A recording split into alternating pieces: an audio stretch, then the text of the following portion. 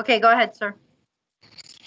Okay, I'll call the meeting to order. At this time, I'd like to call the special board workshop to order. We will now hold the swearing-in ceremony for our new student board representative, Ms. Desiree Adamos. And so, I guess Ms. Adamos, normally in most environments, people stand for swearing in. I don't know if we all could stand for this swearing in, I'd appreciate it. And I will swear you in as soon as I find the script. Can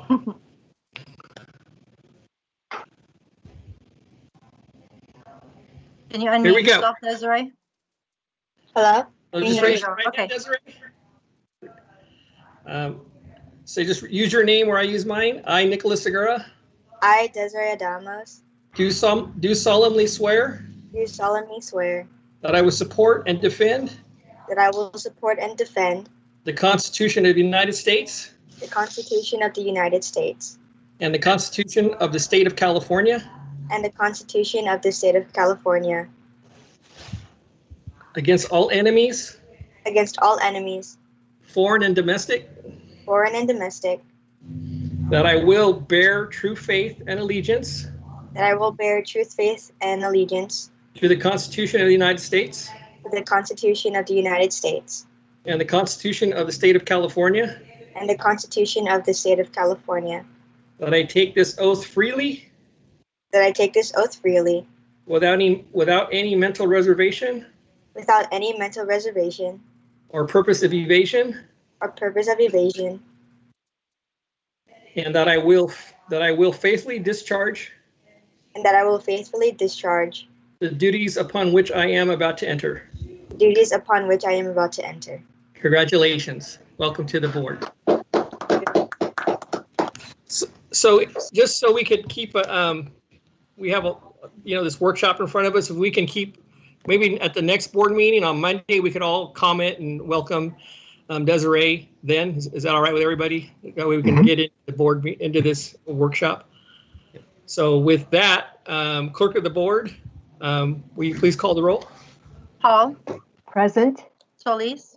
Present. Pike. Mr. Pike, you're muted. Okay, I'm here. There you go. Tarantino. Here. Figuera. Here. Aguirre. Present. Adamos. Here. Okay. So we have do we do the moment of silence and pledge for this meeting? Okay, so we'll do the moment.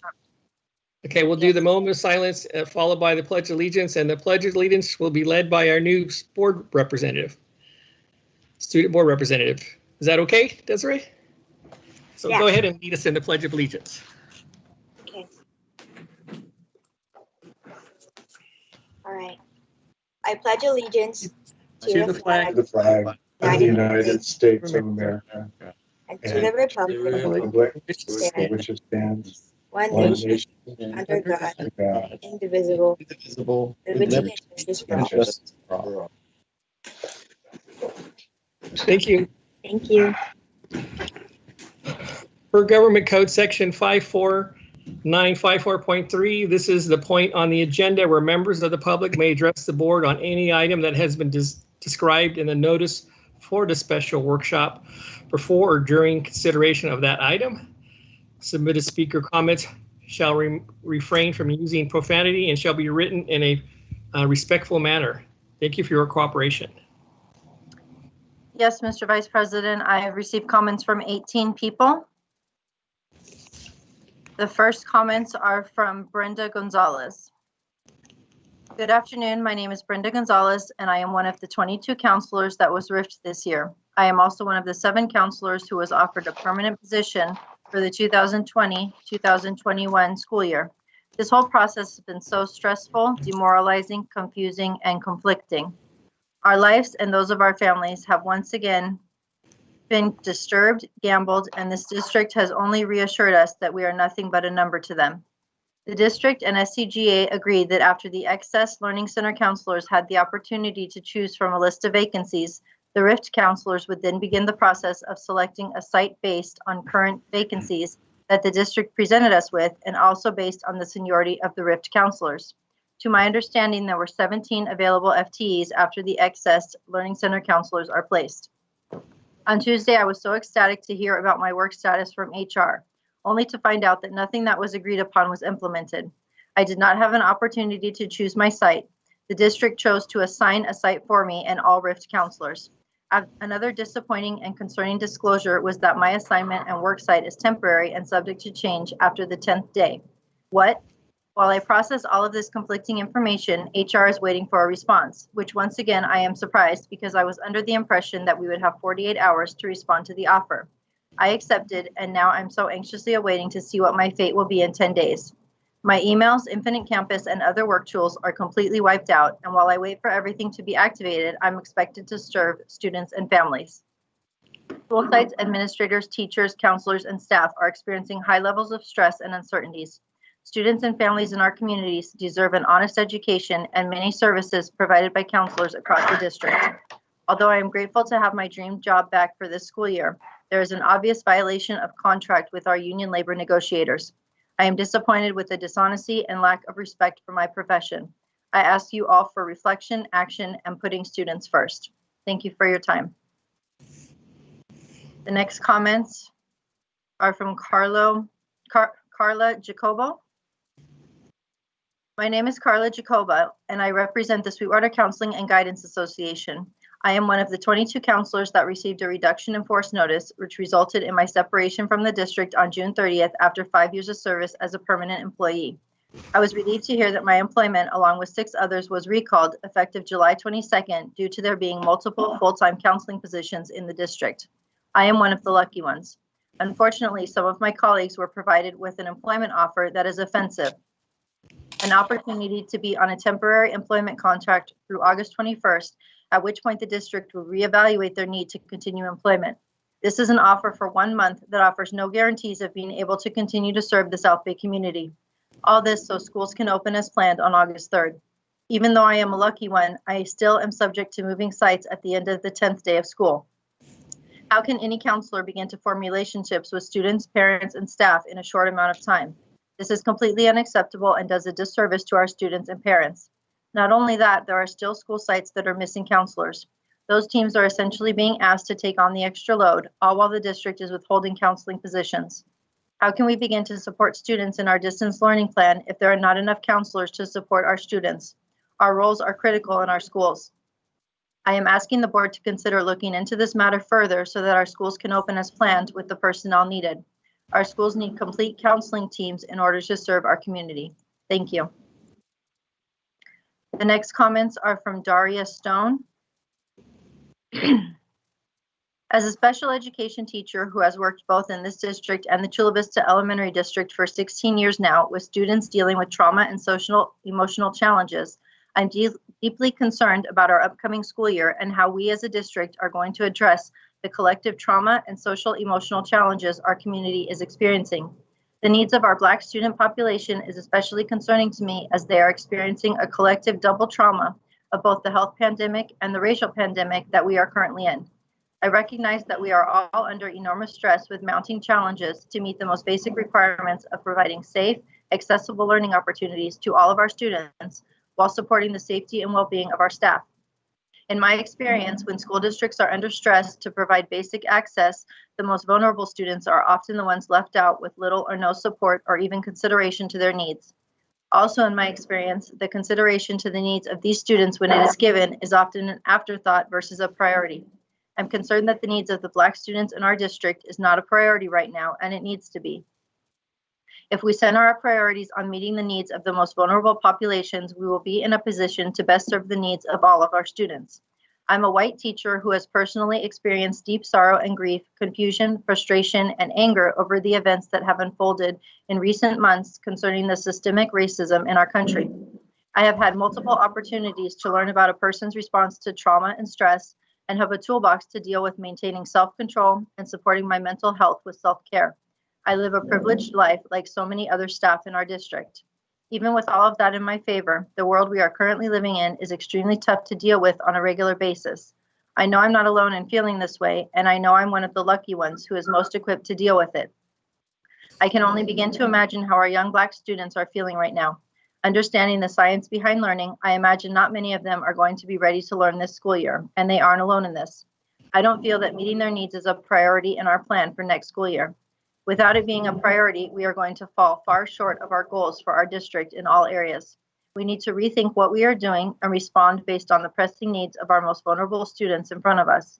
We aren't doing that, and I'm deeply concerned. When these needs aren't met, people begin to react with their emotional parts of their brains versus their logical parts. We will have fight or flight on our hands on a large scale, not only with our Black students and their families, but with many others who empathize with and support them. We still have a chance to be proactive and address things through a lens of priorities in serving our Black students and their families the way they deserve to be served. But we first have to make them a priority in order to begin that process. The next comments are from Edri Ledesma. Hello, I am one of the RIFT counselors from Mar Vista High School. I was recently called by HR to be offered a permanent position, one of 8 counselors to be given that position.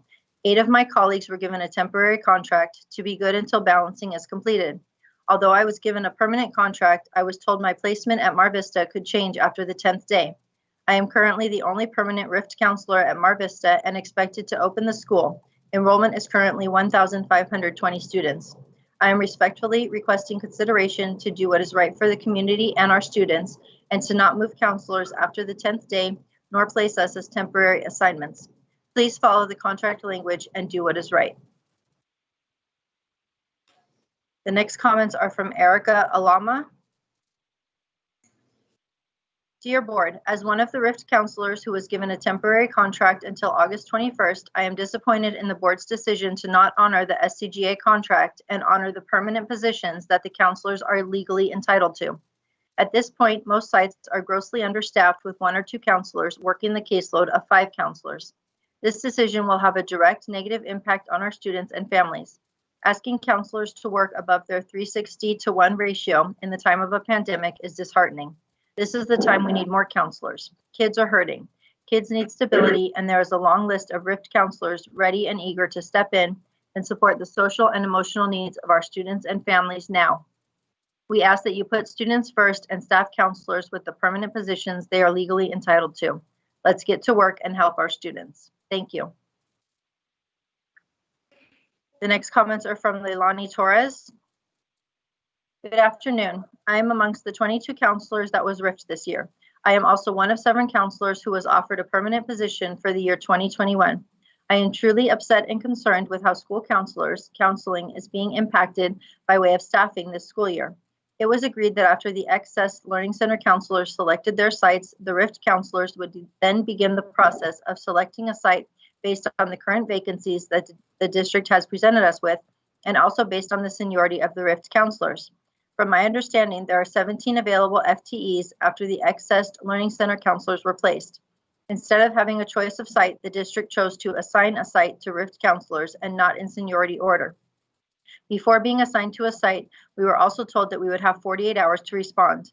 If the district went according as planned in the contract agreement that was agreed upon last week, the current situation and upset throughout the SCGA department would not have come to this major disruption of counseling services. Because the district chose to dismiss the contract, there is panic and disruption throughout each school and will cause a negative domino effect. To be one of the 7 permanent counselors and only placed at a site for 10 days to help balance and learn a whole new system of the current site, to then possibly be placed at another site, again assigned, is not servicing students and staff. It's definitely not putting students first. I am appalled at how the district has disrespected and dismissed what was contracted and promised in the agreement. There are 17 FTE counseling spots based on the projected numbers the district has given us, and has basically taken them back by placing RIFT counselor in sites as temporary. These are not temporary positions. The projected numbers were projected for the given 17 FTEs, and we should have been given a choice in site selection as per agreement. I am a product of Sweetwater Union High School District and have always taken pride in that. But the way this district has mishandled and dismissed the contract that they agreed on and signed is pathetic and shows that under stress and panic, this district is weak and crumbles and goes back on their word. Give us back our FTEs that we were promised. The next comments are from Liliana Barone. I am one of 22 counselors who is currently RIFT, and while this situation has certainly been unsettling and had a significant impact on myself and my family, the purpose of my statement is to express my concern for that of the Sweetwater community. The Sweetwater District's recent decision to not honor SCGA contract language has resulted in schools being understaffed and counselors being uprooted from their sites and placed at new sites. During a time when our students and families are facing so much uncertainty and instability due to the pandemic, sometimes the only constant they have been able to hold on to is the relationships they've built with school staff, such as their counselor. Their school experience has already been greatly impacted with the new distance learning format and other changes that COVID-19 has brought. Not staffing schools with the appropriate staff, i.e. counselors, will impact the opening of the new school year and result in adding additional stress to our students and families. The district's actions are not putting students first. The next comments are from Lizette Torres Matthews.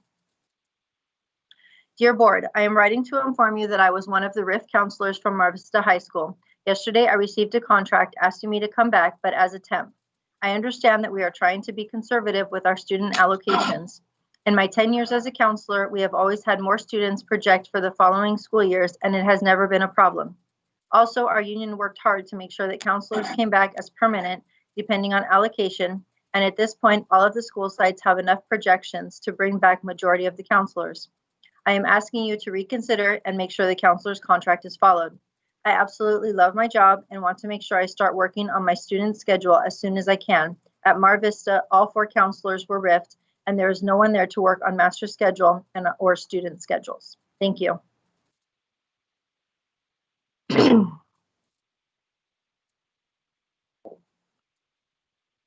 The next comments are from Elizabeth Luen Singh Garcia. Are school counselors important for the reopening of schools? The report date for school counselors for the 2020-2021 school year was July 21st. At that time, Sweetwater High was staffed at 3 of the 7.3 allocated counselors. As of today, there are 2.3 counselor positions that remain unfilled at Sweetwater High School, equating to 828 students whose schedules are incomplete, as well as the potential of academic, college career, and emotional social needs not being met once school begins. The counselors who have been recalled have had their email accounts deactivated and reactivated, losing dozens of emails and voice messages from students, parents, and staff that were left unread as of their last report date of June 5th. Our counselors who have been recalled do not have access to Infinite Campus to work on master schedule or Microsoft Teams to communicate with their colleagues. It seems as if the IT department is inundated with tech support requests, which is making for a delayed response. We have been informed that Infinite Campus will be inaccessible from July 23rd, Thursday midnight, through Monday, July 27th. 2 work days without Infinite Campus accessibility to work on student schedules. Sites will be given 3 days next week from Tuesday, July 21st through Thursday, July 30th to make adjustments to the master student schedules. If and when counselors are placed in vacancies, they will have limited time to catch up on ensuring student schedules are ready. We were told student schedules are planned to be made available to students via the portal on Friday morning at 7 a.m., July 31st. Do you think student schedules will be ready by next Friday if sites are understaffed and are not able to access Infinite Campus in order to finalize schedules? This day and time with COVID-19, stress levels are high enough.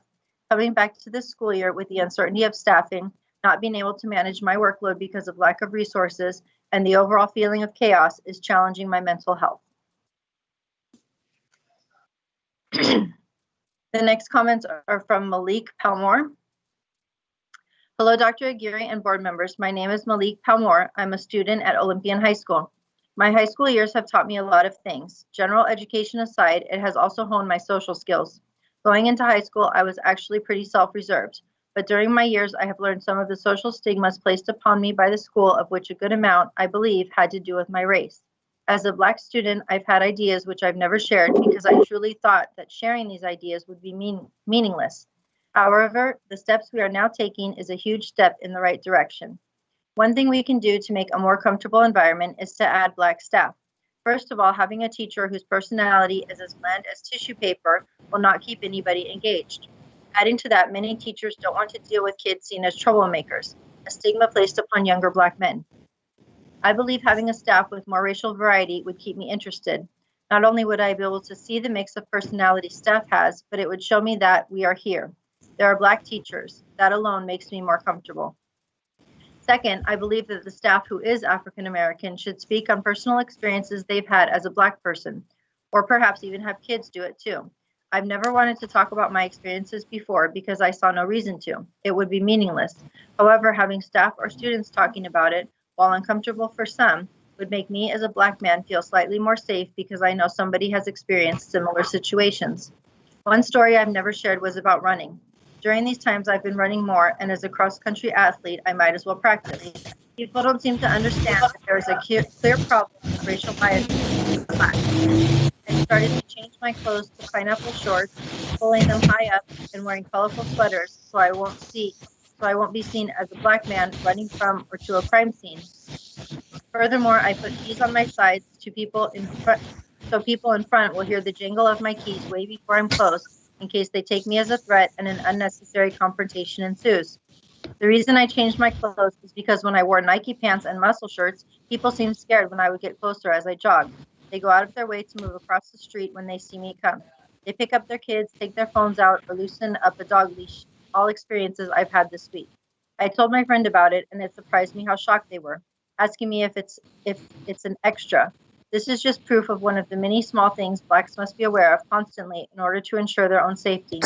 We have to go to extra measures to walk out of our house for a run. My kids simply do not know that. I saw that sharing my story with one kid made an impact. Imagine the potential if we allowed staff and students to share their experiences. People would see. Personally, I would feel better having the relief of letting it out. Because if kids made jokes or not, they don't realize that stuff like this affects me. I'm not one to be affected by my social stigmas, but this started to eat away at me all break. I'd even go so far as to question, what else can I do to feel accepted? To not appear as intimidating. These are a very few small things we can do to make Black students feel more included. The next comments are from Marco Garcia. Good evening. I am one of the 22 counselors who was ripped last school year and one of the 7 who was then recalled as of July 22nd. However, the transition back to my site has been a stressful one. I am expected to jump back into my job where I left off, but I come to realize I have been stripped of all my tools. As of now, I still have no access to Infinite Campus, Microsoft Teams, Google Drive, and I was just recently given access to my email with everything wiped out of it. In addition to that, and more importantly, the district is holding additional counselor FTEs hostage, which leads to multiple sites being understaffed in terms of counselors. The question everyone should be asking is, who will do the work of those missing counselors? And the simple answer is no one. This will result in a chaotic start to a new school year, with many master schedules not being balanced, students with gaps in their schedule, many unanswered questions from parents and students, etc. The ripple effect of that will be conflict between site administrators, counseling departments, teachers who don't understand why their class has 50 students in it, parents, and students. Unfortunately, all of this inevitable conflict between the aforementioned groups will take place at each individual school site, out of the district's range. I say this only so that the decision makers should start taking these district-created conflicts into consideration as we strive to make more sound, logical, ethically correct decisions from here on forward. I plead that you start making the right decisions for everyone's sake.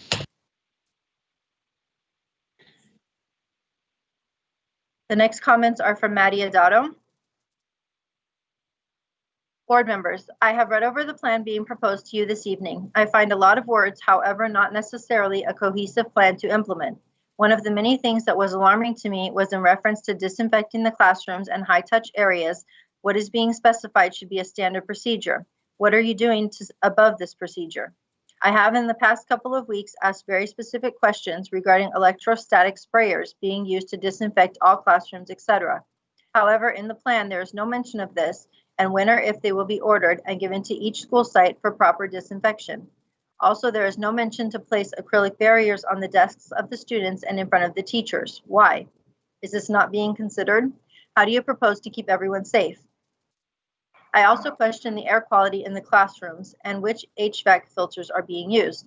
For those who are not familiar with HVAC filters, they are rated by a minimum efficiency reporting value. The higher the MERV value, the more efficient the filter will be in trapping airborne particles. Sweetwater currently uses MERV 8, which is a standard filter. I asked about increasing the MERV filters to a MERV 11 and or 13, and the response I received was, maintenance will continue with the MERV 8 filters and routine maintenance will provide support and coordination with school sites. Maintenance has reviewed MERV 13. Observations to date include increased costs, increased replacement regularity, and filter dimension variances from MERV 8 that may require retrofitting the filter opening. In addition, vendors indicate the availability of MERV 13 filters as limited with long lead times as supply houses do not generally maintain stock. The response I gave to Ms. Quirk to this answer was MERV 11 and 13 filters have many sizes just like the MERV 8 filters and do not have to be retrofitted, and MERV 13 filters are not suggested on smaller HVAC units because they will burn the coils.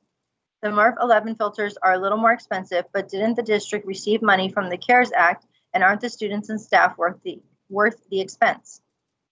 Air quality and disinfection should be on the top of the list, and I truly think that this district is not ready to open to students and staff until these basic things can be addressed by a maintenance staff that actually knows about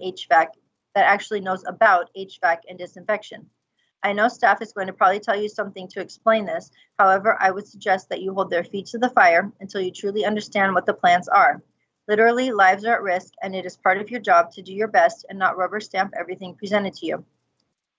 As a board member, especially with all the previous issues the district has had with money, I would ask for a line-by-line itemization of how the CARES money is being spent and on what. I would also ask staff what they are specifically doing in the classrooms to ensure safety. What are your rainy day plans? What are you doing for transportation and the cleaning of buses? Has the district thought about taking the temperatures of the students before entering? Have enough thermometers been purchased? If so, where is that in this plan? Thank you for your time, and if anyone would like to reach to speak to me, please do. The next comments are from Michelle Beale. My name is Michelle Beale, and I have been a counselor in this district for 20 years. I am here tonight to address Sweetwater leadership, but I am not sure if this would be addressed to Interim Superintendent Moises Aguirre or Acting Superintendent Jennifer Carbuccia. I say that I don't know who to address this to because I don't know who in their right mind would be willing to take responsibility for the decisions that are currently being made that are impacting everyone in the Sweetwater community. The decisions being made directly and knowingly violate negotiated contract language with unions and will directly impact students' educational and social emotional needs being met and will impact families and the community. This, folks, is why you don't have an individual with no actual experience in education overseeing an educational organization. On June 24th, 2020, the Board of Trustees voted to implement Resolution 4681, which laid off over 200 certificated staff members. As each board member voted, they all made a public commitment to bring back as many staff members as they could. While the board was voting to implement the resolution, the district negotiators were simultaneously negotiating with SCGA to establish a procedure for recalling laid-off counselors, because based on the information from the district, both parties knew that the district would need to recall the majority of the laid-off counselors to staff and open schools on time. Given that it was known the counselors would need to be recalled, makes you wonder why the board ever voted to lay them off in the first place. Nevertheless, SCGA and Sweetwater signed impacts and effects certificated layoff agreement on June 25th, just one day after the board meeting. During negotiations, SCGA repeatedly made the district aware that it was in the best interest of the students to recall counselors sooner rather than later, or the district would not be able to open schools on time. Our messages fell on deaf ears, and district leadership chose to address this issue at a later time. On July 20th, at about 4 p.m., the district realized they still had approximately 17 counseling vacancies, and counselors were scheduled to report on the next day.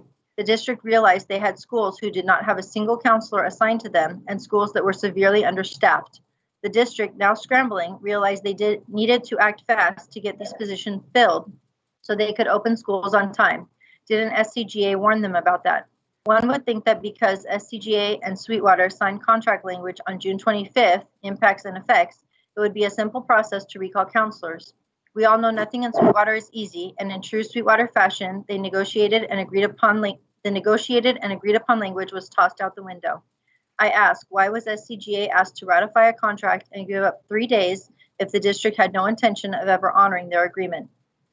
Despite having a need for counselors, the district has argued that they simply do not feel the kids will show up. Maybe the kids are smarter than we think, and they too see the writing on the wall that under the leadership, the district is a sinking ship. The district knows that they are in violation of contract language, and with no regard for staff and even less regard for students, they are willing to violate the contract, work through a grievance, all to wait to see if students materialize. Their actions simply mean that many students won't have schedules, teachers won't have students to enroll in their online classes, students will be losing valuable instruction time, and some parents' guardians won't have a counselor available to them. I go back to my initial question. Whose on-the-job interview are we currently living through? Is it Interim Superintendent Aguirre or Acting Superintendent Carbuccia? From what I can see, neither is qualified for this position. As SCGA Grievance Chair, please know that I stand committed to fighting for the rights awarded to each member, ensuring Sweetwater adheres to all contract language, and demanding that Sweetwater do what is in the best interest of our students.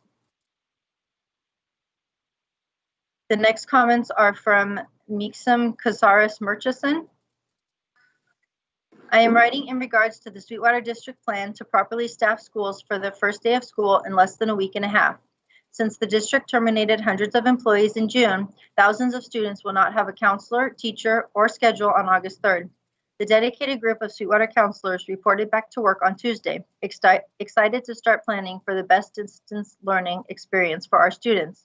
However, some schools, specifically Eastlake High, Olympian High, Otay Ranch High, Mar Vista High, Chula Vista High, Southwest High, Sweetwater High, and many others do not have the staffing needed to serve their students.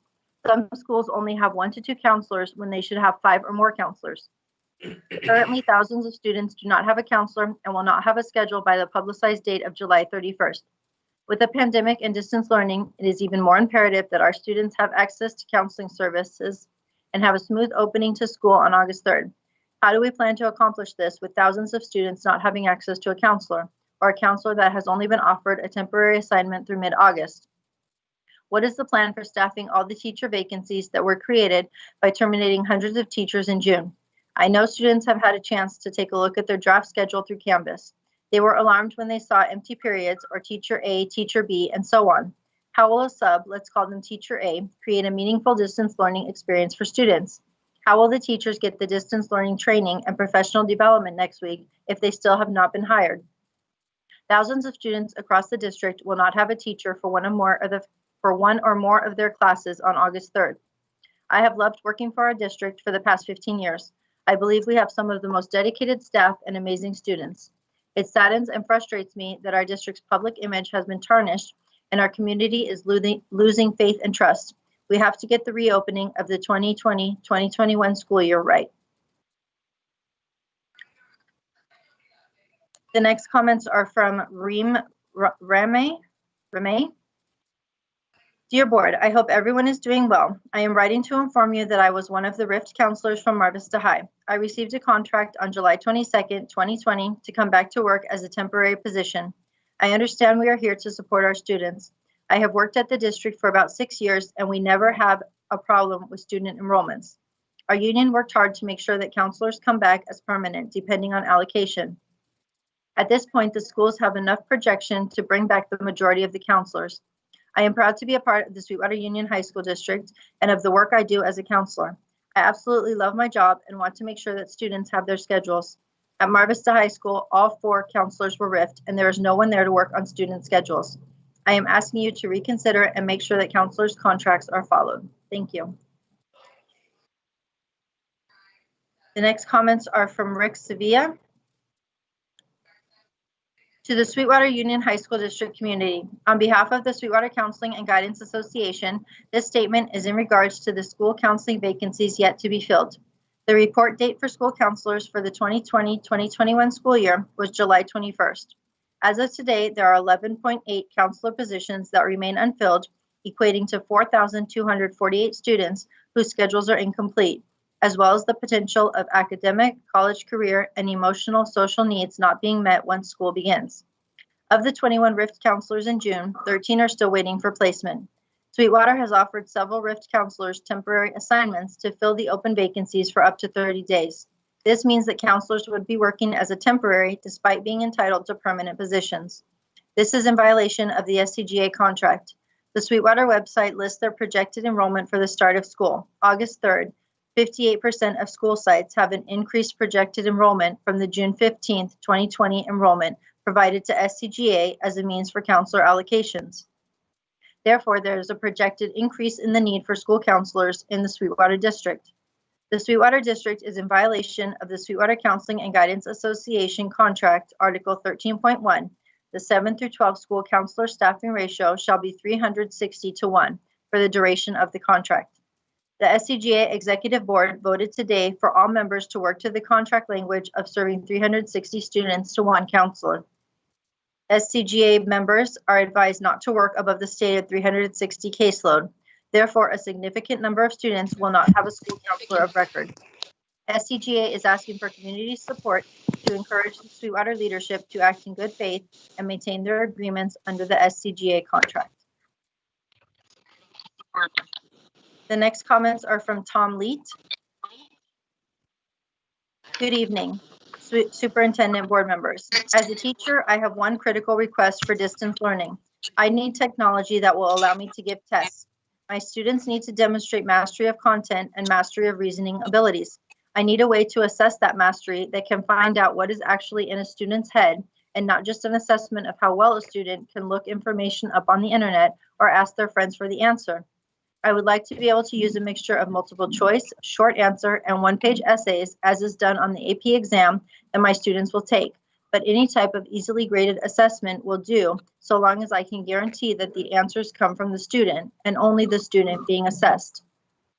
My experience during distance learning in the spring is that even when given writing tasks that were for practice, i.e. did not count towards the student's grade, my students were clearly using internet resources to form their answers.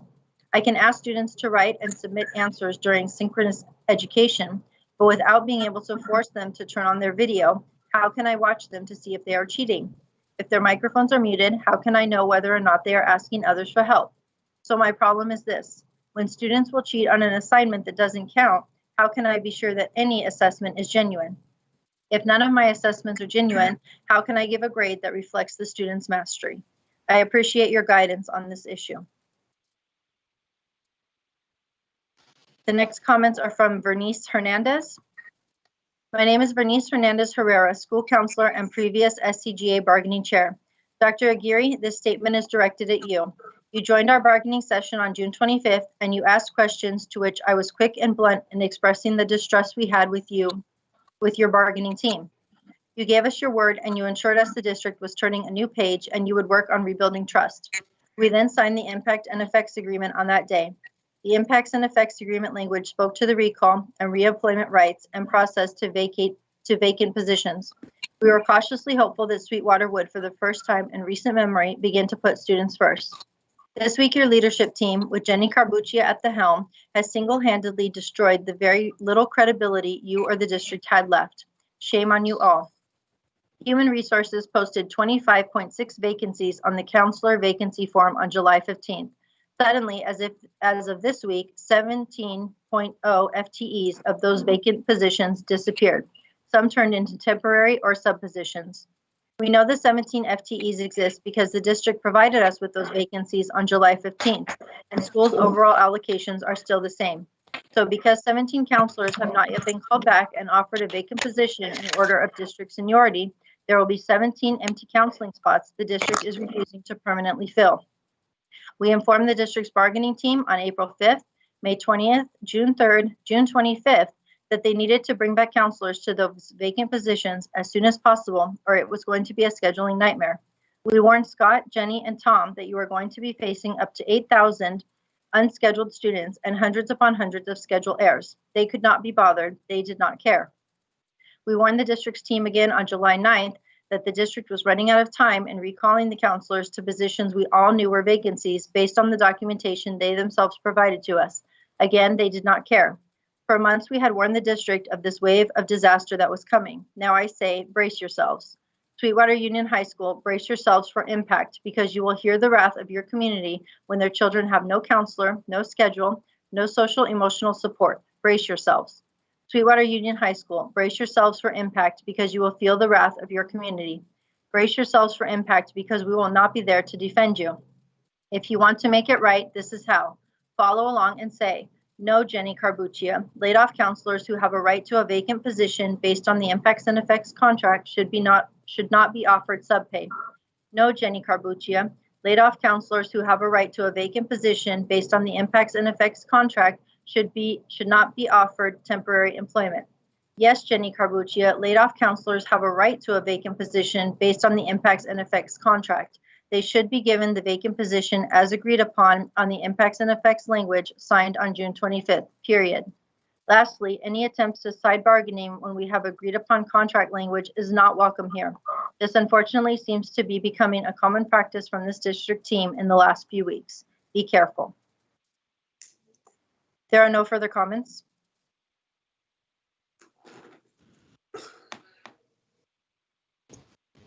Thank you. Can you hear me all right? Yes. Can you hear me? Yes, we can Okay. hear you. So with that, thank you for those comments. Good. Thank you for all those comments. And now we'll go to the reopening of the school plan review. Dr. Getty. Thank you, President Segura and trustees. This evening, we want to present our plan for reopening schools. The main focus of this plan is on teaching and learning in a distance learning environment. This became particularly important after last Friday when the governor issued more guidance and instruction in terms of how we are to open our schools. Our plan continues to be to open on August 3rd. At this time, we are recommending that we open in a distance learning environment through the fall break. The reason for that is the fact that the transmission rates of COVID-19 are in essence going in the wrong direction. They keep growing in our county and particularly within our region in the South Bay. This plan is not a static plan as this situation is not static. Rather, it will evolve as conditions evolve. There's a number of checkpoints and benchmarks that are built in so that we can assess the conditions on the ground in order to make decisions, as our team will cover in the presentation. This evening presenting will be Dr. Ana Maria Alvarez, Dr. Dan Winters, Ms. Maria Esther Lizarraga, and Ms. Janea Quirk. They will go over the different aspects of our reopening plan, including, as I mentioned, the teaching, learning, and instruction, a brief discussion on our Launch Academy, which is our innovative online effort to provide students with a long-term distance learning environment. And Ms. Janea Quirk will proceed to present information about our operations. At this time, I'd like to introduce Dr. Ana Maria Alvarez so that she can begin the presentation for our plan for starting school in a distance environment on August 3rd. Ana Maria. Thank you, Dr. Getty. Dr. Getty first. Yes. Could you please introduce everybody who's on the call, staff, just for everybody, and then we can get going? Yes. So we have David de la Calzada, our IT director.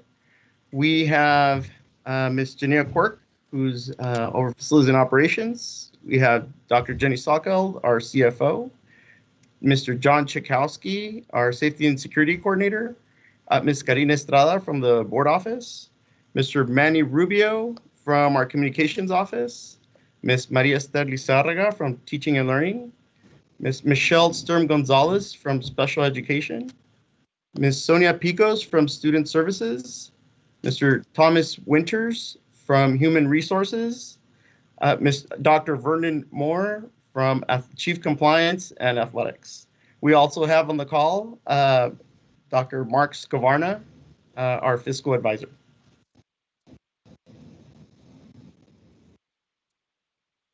And with that, I'll ask Ana Maria to start the presentation. Thank you. Thank you. Thank you, Dr. Aguirre. Good afternoon, Mr. Segura, board members, esteemed colleagues, staff members, students, families, and community members. This afternoon, although the teaching and learning team is presenting in conjunction with Ms. Janea Quirk, it's essential that you understand that this has been a team approach in terms of supporting and developing a plan for reopening of schools.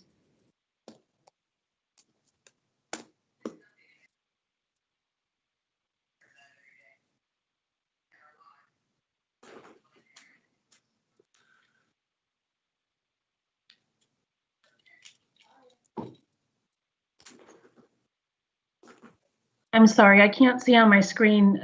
Dan, have you changed it to the next slide? Thank you. So with that team approach, we wanted to make sure that we acknowledge that the preparation for transforming our in-person instruction to a distance learning model has been a monumental paradigm shift for our educational system. This could not have happened without the collaboration with all of our labor partners and with our staff. In this session, we will go over all the aspects that have occurred in the development of our plan.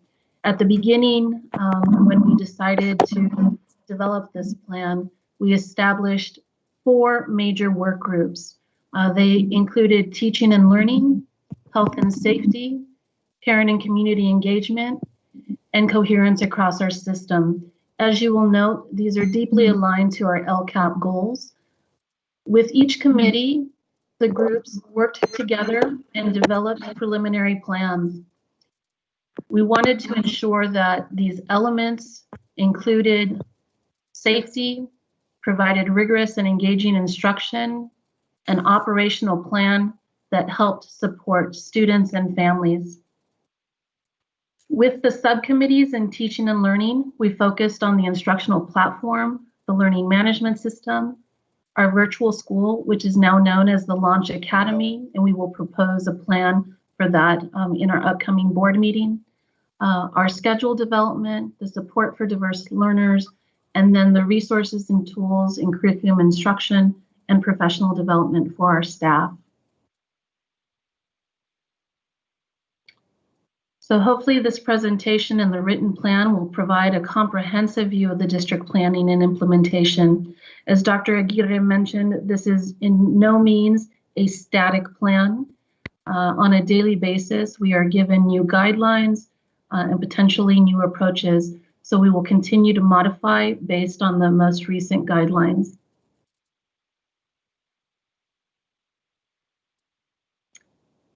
As we developed this plan, we really wanted to focus on 4 guiding principles. I already mentioned that the local control accountability plan was incorporated into all of our work groups, but we wanted to ensure that a sense of normalcy in our operations would occur as we developed this plan. We also wanted to ensure that the health, the safety, and well-being of our students, our staff, the community, everyone involved was the priority for us. And then the last one, as I mentioned, this is not a static plan, this is a dynamic plan. We wanted to ensure that we addressed all the unintended consequences that could alter or could create different scenarios for us, and that we would be able to communicate those with our community, our staff, and families. As Dr. Aguirre mentioned, the initial opening of school was moved back to August 3rd. It will now be in a distance learning model from August 3rd to October 2nd, which is the Friday where fall break begins. We will follow all the measures indicated by the governor, and our local health indicators are primary metrics that we'll use. Because of the order that the governor provided on July 17th, we did transition to the distance learning throughout the first 6 weeks of school. We also wanted to let staff and community know that part of the decision to start in a distance learning model was aligned with the opening of our feeder districts, which occur at a later time. We understand that our feeder districts and our students may have siblings that attend feeder schools and may need to take care of their younger brothers and sisters. And so part of that alignment was to ensure that that occurred. We also wanted to complete the first semester of instruction prior to winter break. This supports students with spring assessments in particular with AP assessments, advanced placement test, international baccalaureate test, and also any state assessments if they were to be given.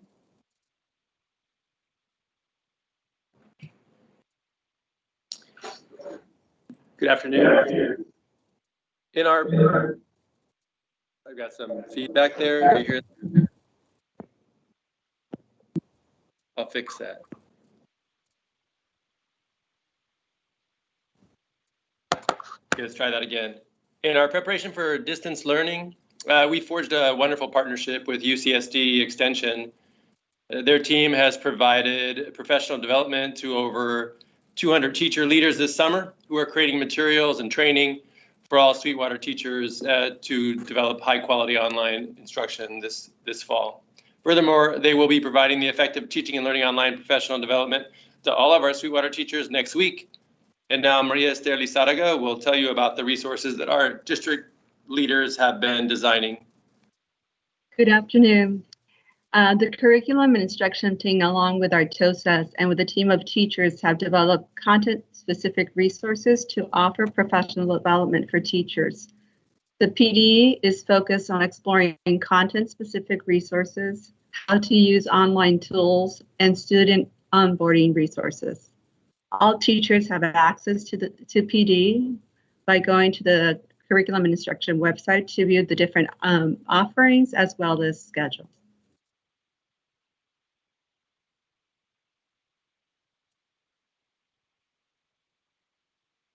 So the daily schedule that you see here for students was developed to ensure that students had daily interactions with teachers.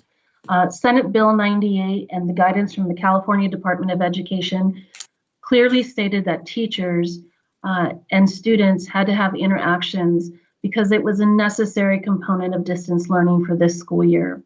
In collaboration with the Sweetwater Education Association, we established that a minimum of 30 minutes of video conferencing or synchronous instruction will occur for each class period Monday through Thursday. Classes are scheduled in 90-minute blocks with 3 classes a day for most of the schools. On Friday, all classes will be held for a brief check-in with students and 20 minutes of video conferencing. Fridays will also be used for PLC time. Some of the schools may have slight modifications based on their individual site needs. We have 2 schools that are on an 8-period day. We have a few schools, 0 and 7th periods. And we also have Options Secondary School, which functions on a quarter system. Palomar has 10 periods, and Alta Vista Academy also has an alternative schedule. So individual site schedules will be sent to the students and their families, and teachers, of course, will be informed of those schedules as well as all of our staff members. So during distance learning, in the spring, as you may recall, the goal was to ensure that we had continuity of instruction and that we held students harmless, that the impact of having to transition to distance learning on such a quick pivot point did not impact students academically. With this inception of distance learning for the fall, there is more accountability, and the students have to check in on a daily basis. They have to attend synchronous lessons. They will have opportunities to work asynchronously or time away from their teachers where they'll work independently. They need to make sure that they're reaching out to the teachers, they're completing all their work, and they're making sure that no roadblocks exist for their learning. For the teacher role, it is a 90-minute class period, but we understand that, like many of us, working from home does present some obstacles. And so we want to ensure that teachers have some flexibility within that 90-minute block, that 30 to 45 minutes of it can be synchronous, and that there are flexibility points throughout the points of instruction.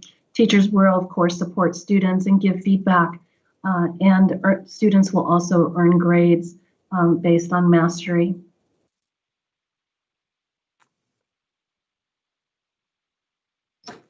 Once again, attendance is going to be a critical component. We will continue to monitor and track attendance during the distance learning and in-person instruction when we transition to that.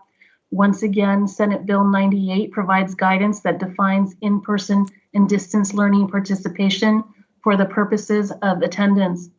A local education agency must document daily student participation as defined when providing distance learning, and we must maintain weekly engagement records. We will also continue to report absences as defined for the purpose of reporting chronic absenteeism. We will also develop tiered re-engagement strategies for students who do not participate and shall include engagement with parents or guardians regarding academic progress. The attendance reporting guidelines have changed as we've developed our plan. We're finalizing the reporting guidance based on the California Department of Education guidance, and will continue to provide updated procedures. A significant difference between the spring of 2020 and the new school year is that students will be held accountable and graded for their work. As you can see, the usual protections for students who receive Ds and Fs, such as interventions and written notifications to parents and guardians, will be implemented.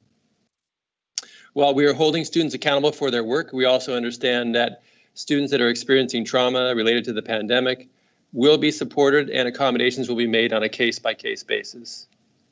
Dr. Alvarez will now discuss the grad plan for the class of 2021.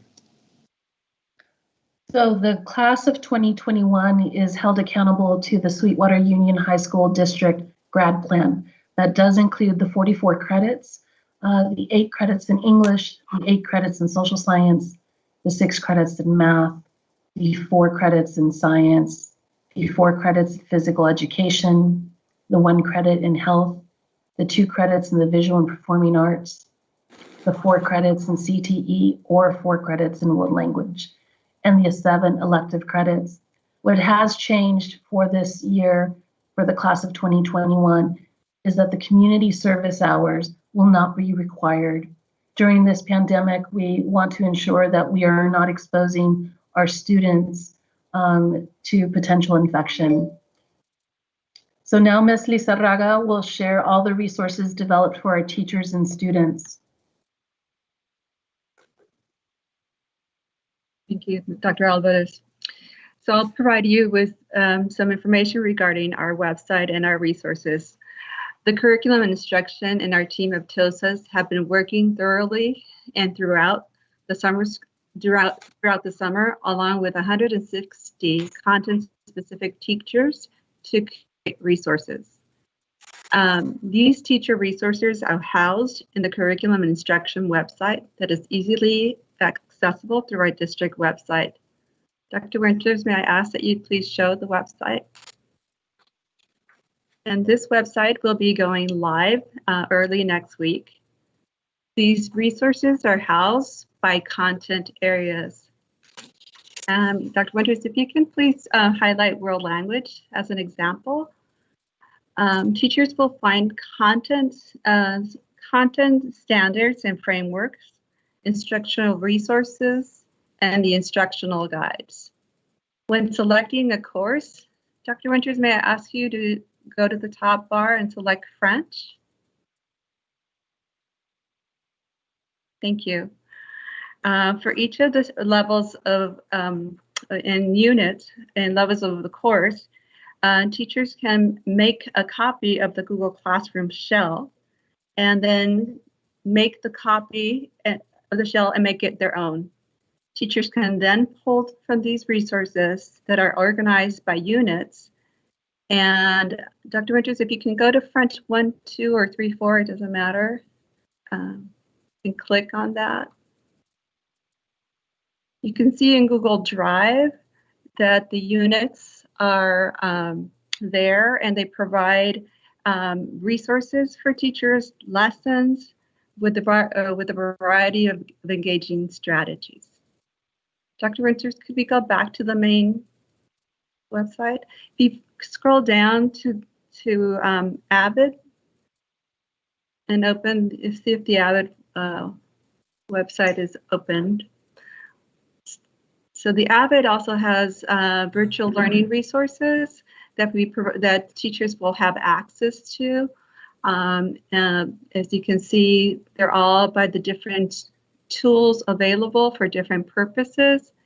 And teachers can just click on any of those tabs and clear instructions on how to use and deliver instruction using those tools. We also have, Dr. Rentis, if you'd like to go back, we also have the social emotional learning tab, which shows all of the resources for SEL. It provides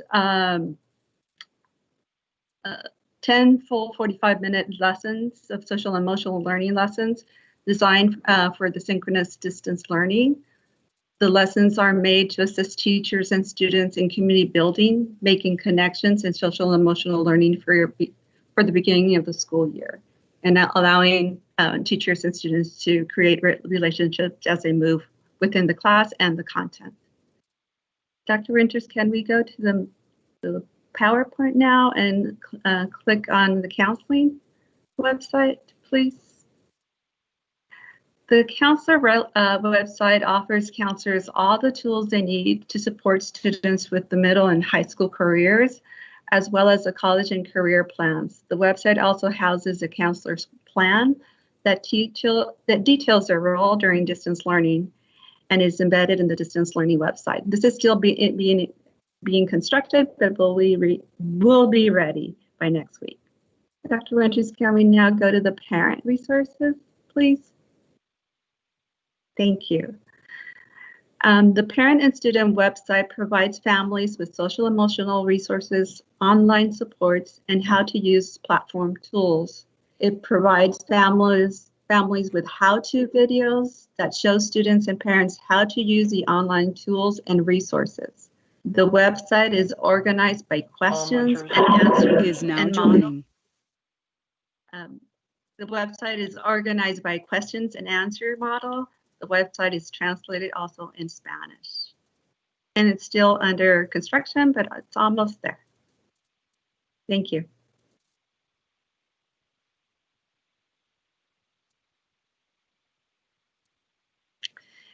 Along in our website, curriculum website, teachers can find also resources to support English learners, students in transition, low income, and students with disabilities. These resources include relationship building strategies through SEL lessons, scaffolds that provide flexibility to learn, and different engagement strategies for students to participate in during their learning. Students are also supported and provided with different ways to present and express their learning, and they are given choice to select the different modalities.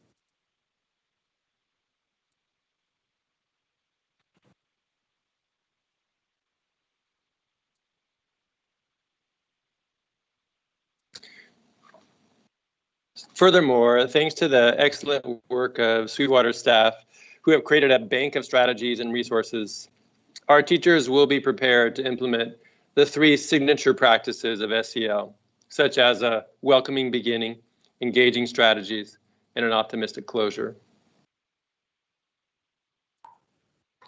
This creates an environment conducive to learning and is supportive of English learners, students with disabilities, and indeed all learners. Furthermore, we have an entire department dedicated to the service and support of our homeless and foster youth, and they will continue to provide the care and support these students need.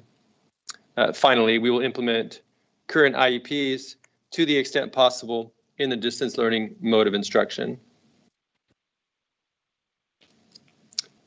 As you can see on this slide, these are just a few of the interventions that can and will be deployed to support the diverse and unique learners in the Sweetwater School District. Besides whole class instruction, which you saw exemplified on the distance learning schedule, there will be opportunity for small group individual instruction. Many of our staff are eager to come back to work to connect with students virtually, to provide the tutoring for academic support and social emotional support needed in these times. So special education supports is also a critical component of our plan. Once again, the focus has been on safety, the health and welfare of our students, family, staff, and community. We want to ensure that the free and appropriate public education, or FAPE, is delivered, and that our services are delivered in the best way possible in the distance learning model or when we return to in-person. We want to ensure that we document our work and that it's consistent and detailed and demonstrates that in good faith we are providing services for our students. And we also want our parents, our staff, our students to understand that the Individual Education Act with Individuals with Disabilities Education Act wasn't built for a pandemic.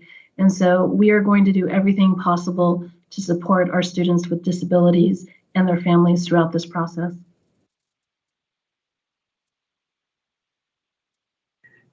Professional development would also be supported and offered to counselors to support students in foster care and students experiencing homelessness. The team of COSAS, along with the counselor working group, have developed resources for mental health supports by reviewing the different resources and revisit the process and the protocols established. The counselor supports are focused on how to support students based on their needs. Counselors also support students by providing distance learning lessons that focus on Wellness Wednesday, Thrively, college, and financial aid, to name a few. These supports include providing direct services to students and their families. Counselors will continue to provide consultation and collaboration meetings through office hours. During office hours, counselors provide counseling services related to academic supports, planning for college and career, addressing the well-being of students, and provide resources and referrals to outside support agencies.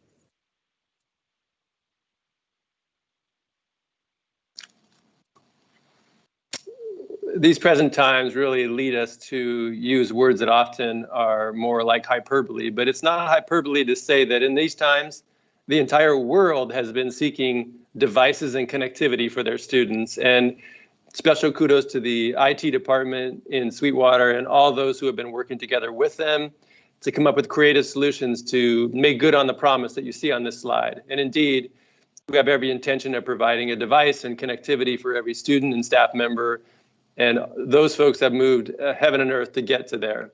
Likewise, our IT department has developed very clear protocols for safe device deployment to keep students, staff, and community safe when delivering devices or collecting devices. So thus far, we have presented the distance learning supports, but how and when do we transition to in-person instruction? I know that's a question that many of our families, our students, and our teachers have. Definitively, we are looking at criteria that would provide those supports. At this time, we are measured by our local health jurisdiction, and we cannot open based on the reason that we have been on the county monitoring list within the last 14 days. The county is having a 14-day rolling average. That average, in order for us to open, the positivity rate has to be below 5%. In addition, not only are we looking at the county data, we're looking at the more localized index, which monitors our Sweetwater zip codes, and that 14-day data also has to be below 5%. All of these factors and others are being utilized to make that transition to in-person instruction. That collaboration occurs also with our labor partners to ensure that all of the safety and health practices are implemented in order to transition.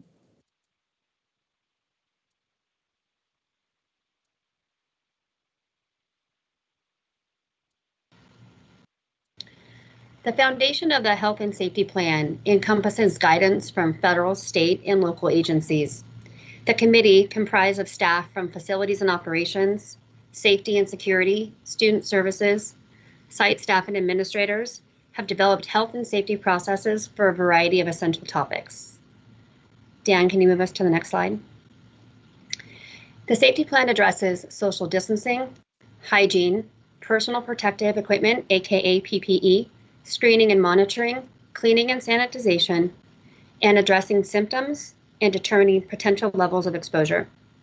Each of these subject areas is drafted in a manner that staff can efficiently update in response to agency guidance and/or mandates.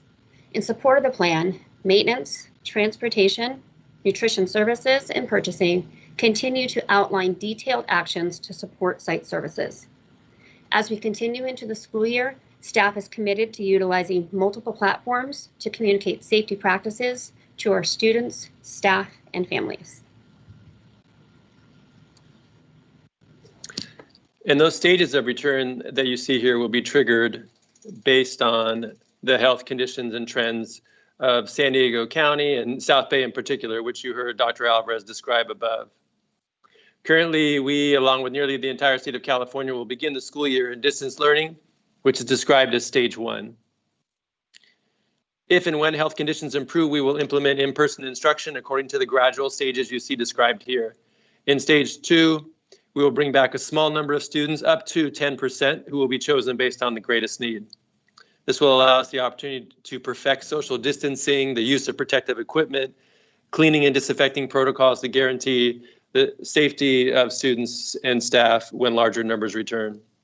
Stages 3 and 4 will bring back 20% and 50% respectively, which translates to in-person instruction once a week at the 20% level or every other day at the 50% level, allowing for every student to experience some in-person instruction while maintaining smaller class size and social distancing. Finally, stage 5 describes a full return to in-person instruction, the stage we all look forward to returning to as soon as the health conditions allow. And now Dr. Alvarez will share the timeline that will inform our decision-making process.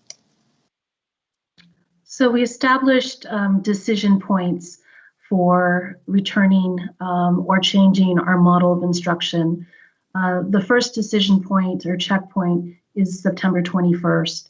And at that point, based on the 14-day rolling positivity rate, the 14-day Sweetwater specific data, we will consider whether we will continue in distance learning or we transition to an in-person model. Part of this is that for any transition, in particular, a transition from distance learning to in-person, we need about 4 weeks for the operational side. For example, transportation is one of those that requires more time and planning in order to make those changes for either the 10%, the 20%, or the 50% or 100% of students returning. The second checkpoint will be in November. That checkpoint will, at that time, determine whether we will open the second semester with distance learning or in person. And then the third checkpoint will be March 1st. That is in case we are in a distance learning model and there may be a potential for closing out the school year in an in-person model. With all of these, the local health indicators, the conditions, the ever-changing guidance that we're receiving from the state, of course, will impact those decisions. But our intent is to provide some set dates where we will be able to provide information and ensure that our students and families are engaged in this process.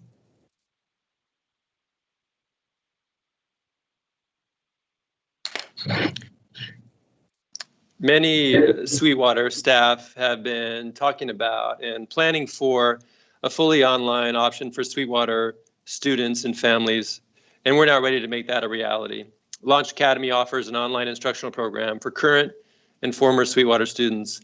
We will utilize Apex curriculum and content area teacher experts to support students in this new environment. Students will also be able to participate in athletics when those start later this year.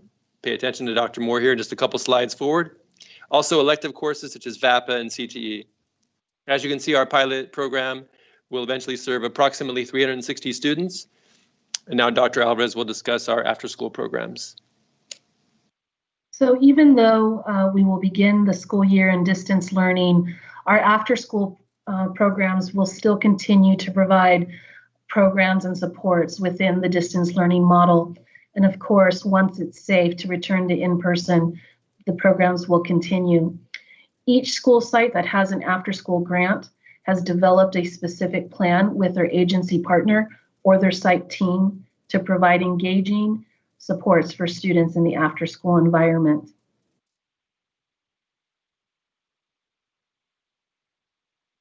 As Dr. Winters noted, athletics is certainly a huge component and one of those programs that draws students to school. The California Interscholastic Federation, otherwise known as CIF, recently did suspend the opening of the fall athletics season until mid-December 2020. Normally we have 3 seasons of athletics.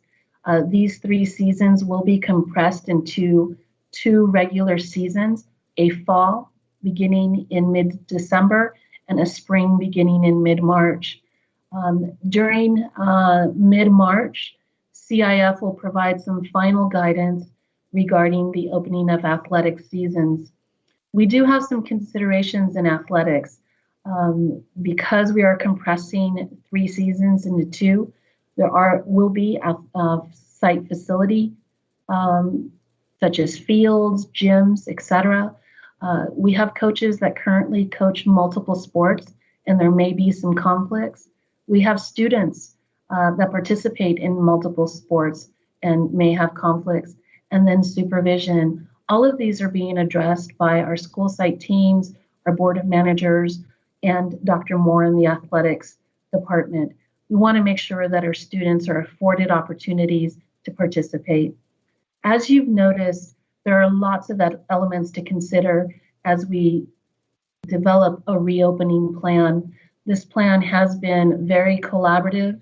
We have had over 100 working members develop both the presentation and the written plan. We really honor the work that you've done, and we appreciate any feedback. At this time, we're going to open up the questions to our community. Mr. Rubio is manning Twitter and some other forms of communication for those questions, and then we will follow up that question period with board members' questions. Thank you.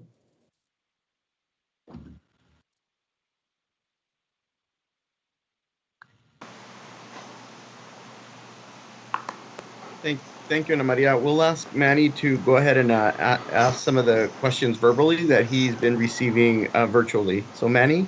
Great, can you all hear me? Yes. Okay, perfect.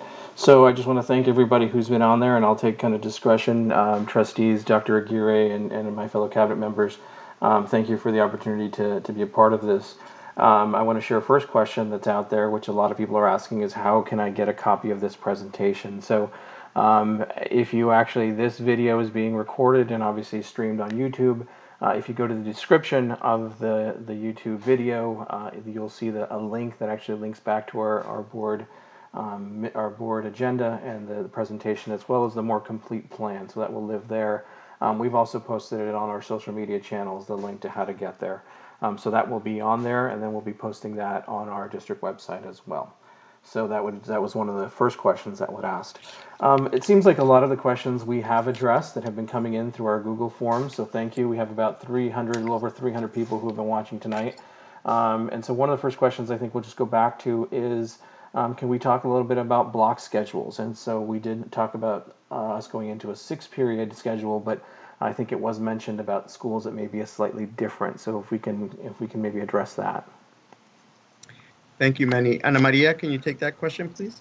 Sure. We provided some flexibility within that 6-period day schedule. The schedules are created on blocks. The blocks, depending on the school site, will either be periods 1, 3, and 5, on, alternating days, or it may be consecutive periods, 1, 2, 3, and then 4, 5, 6. The reason that we went to those block periods was so that students and teachers could concentrate on 3 classes at a time on a particular day. As I mentioned, there's also an advisory that is attached to middle school programs. There may be some high schools that also have advisory as part of the schedule committee to make sure that we had connections and relationships with students. The advisory component was a critical factor.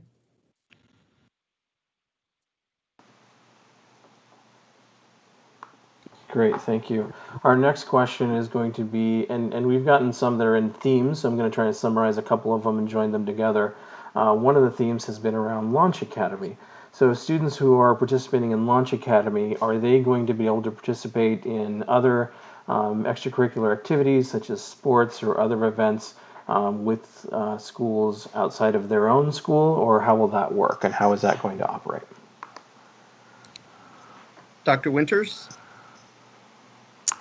Yeah, so as you can see on the slide there, and I did mention that they do have access to athletics at their home school, the school that they've been attending previously, so they will be able to participate in athletics when athletics come back. We also hope there'll be some opportunities for them to take some electives on campus if space is available, but they will still be associated with their home school. Thank you, Dr. Winters. Next question, Manny. Great. So we have a few questions from both staff and students regarding the platforms being used. So as last year, we went into a variety of platforms such as Zoom, MS Teams, wondering about what are some of the parameters and what some of the platforms coming into the new school year are going to be for both students and staff. All right. Dr. Alvarez? Thank you. That's a great question. So we did listen to the feedback that we received in the spring. Both parents, teachers, and of course students were concerned about the multiple platforms that were being used.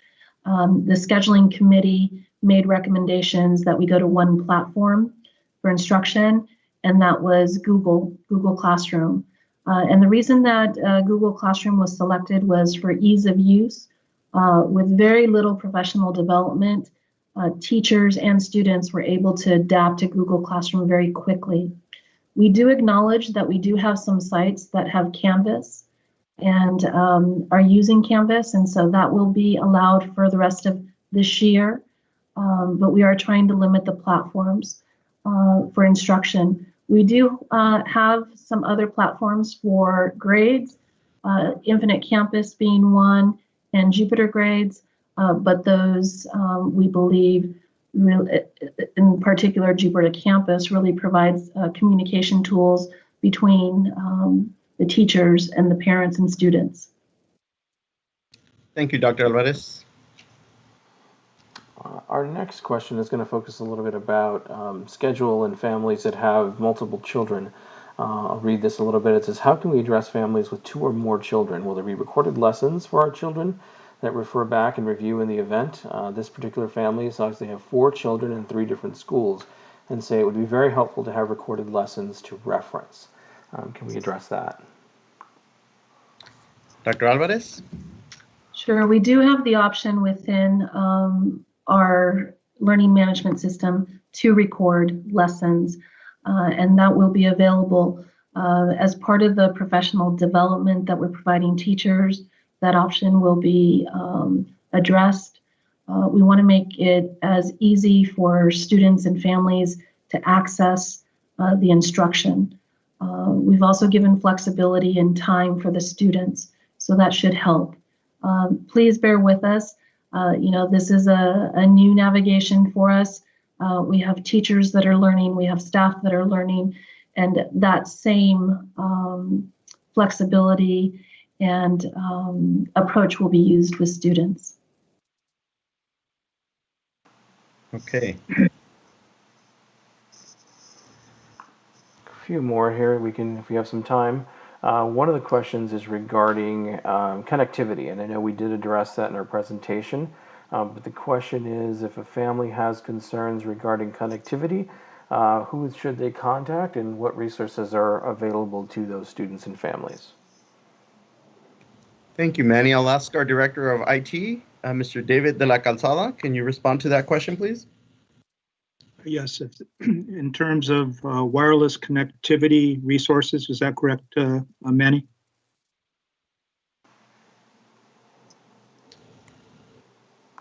Yes, that is correct. Thank you. In terms of wireless connectivity, we have three options.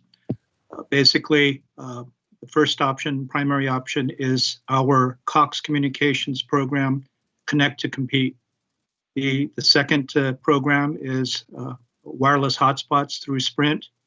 And another connectivity option that we have that was referred to in the presentation earlier is related to internet connectivity at select schools, particularly parking lots or areas of the school where students can drive up and acquire that access. Mr. de la Calzada, can you add a little bit of detail in terms of the device distribution that will be taking place?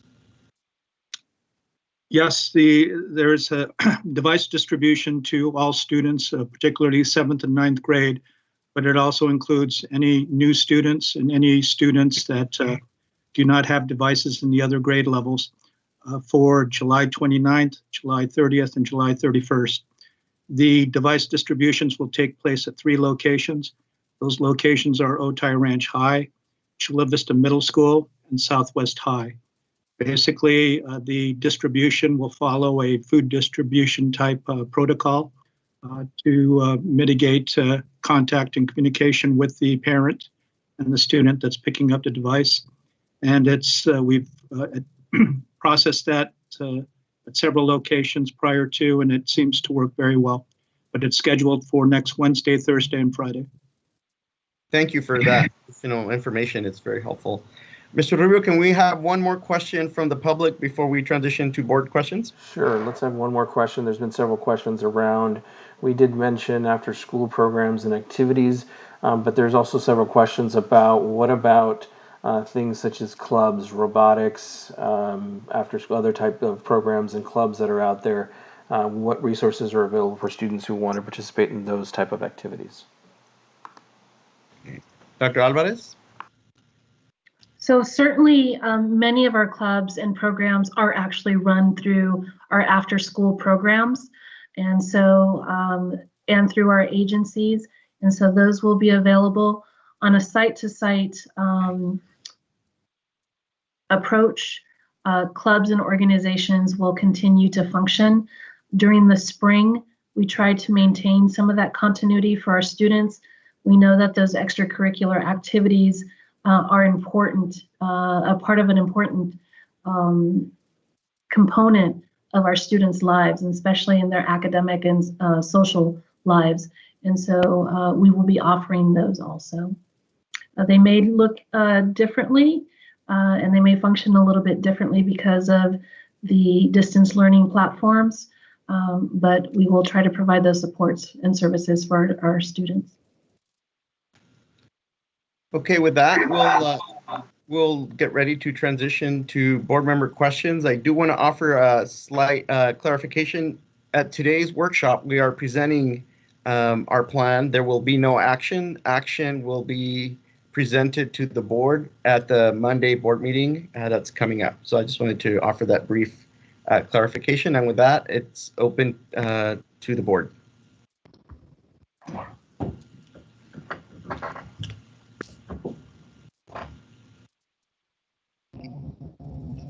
So, Dr. Getty, can you, with my spotty internet, can you see if anybody's raised their hand or anything of that nature, and go to them? I can see that. I don't have anybody who's currently raised their hand, but I can if they begin raising their hand. I see Trustee Hall raise her hand. Thank you, Dr. Gary and Mr. Segura. My question is to start with, and I'll try not to ask too many, but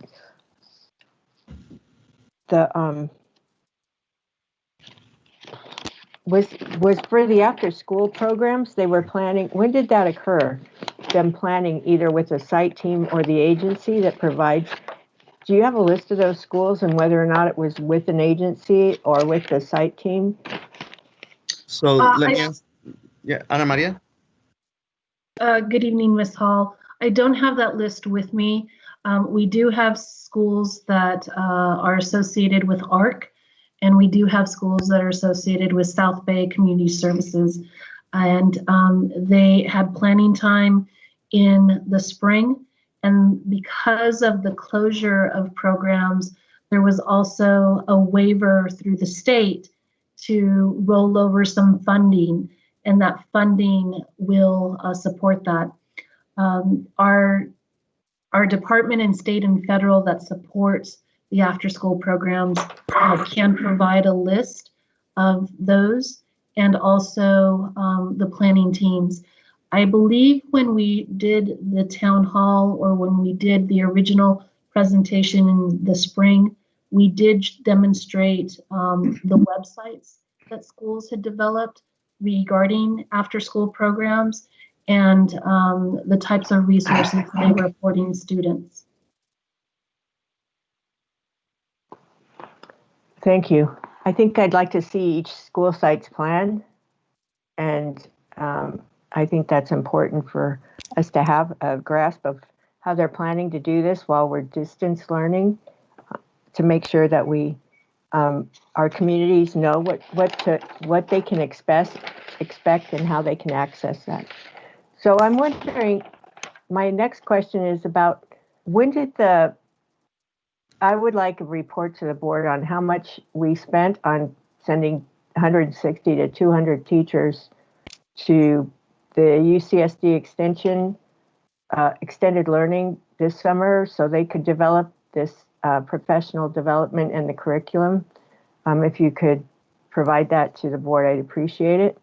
Ms. Hall, may I intercede? That is actually a collaboration that we have with them. There is no cost. Oh, good. Well, that's wonderful. So we didn't pay the teachers during their break to attend. So no cost from UCSD. We did have, through the CARES Act money, funding to support the curriculum development and those staff members attending the PD. So I'd like to know what that cost. Is it done now, or are we still paying people ongoing? So they actually finished today. They should be done with most of the curriculum writing. Okay, so they've been paid hourly for that time, or how has that been worked out? Yes, extra duty. Okay, extra duty, okay. So they'll probably get their final paycheck for that at the end of the month or at the end of next month? It depends on when the time entry is made. Well, I would hope they get their time turned in a timely manner so that we can record it and have that expense recognized as soon as it occurs, and not without, not months later. Yes, that is I wanted to make sure that we do that, encourage that on all accounts. I know what it's like to be really busy, and some days it feels like you can't stop and fill out a time card, but we really need that to occur. So my other question was on the connectivity. I have real concern about students having to drive up to a parking lot in order to access Wi-Fi from some bus that has a hotspot. I think we were talking, or somebody was suggesting for students that didn't have cards, they could ride their bikes. I think that can become a very dangerous situation in my mind. So I wanted to know, are you working on an alternate plan to that? Was there any planning or possibility of collaborating with our providers for our, cell phones and the access to broadband or to Wi-Fi for those students that don't have it at home? I think we need to make some real effort to try and collaborate with those agencies in order to get our services for our students in a way that really can protect them and give them the access in a manner that doesn't make them go somewhere to get it. So I just wanted to know if we're doing anything in that arena. So I can ask Mr. De La Calzada to provide an update on where we are with those Wi-Fi hotspots. David? Yes, yes, Dr. Aguirre. Thank you, Ms. Hall, for the question. Good evening, Mr. Segura, cabinet members, esteemed guests, and community. We are continuing to take a look at options associated to connectivity. Those include service providers that are being provided by local community, National City, Chula Vista, regarding hotspots. We continue to work with San Diego County Office of Education. They just announced their plans related to hotspot connectivity. Was last week in the CTO meeting. And so we've taken that information and we're going to work with them to see how we can also use their services. The particular problem related to either expanding our current 2 options or going into those other services is a financial challenge. And so we will work with Dr. Sobkel to see how we can continue to expand that particular program.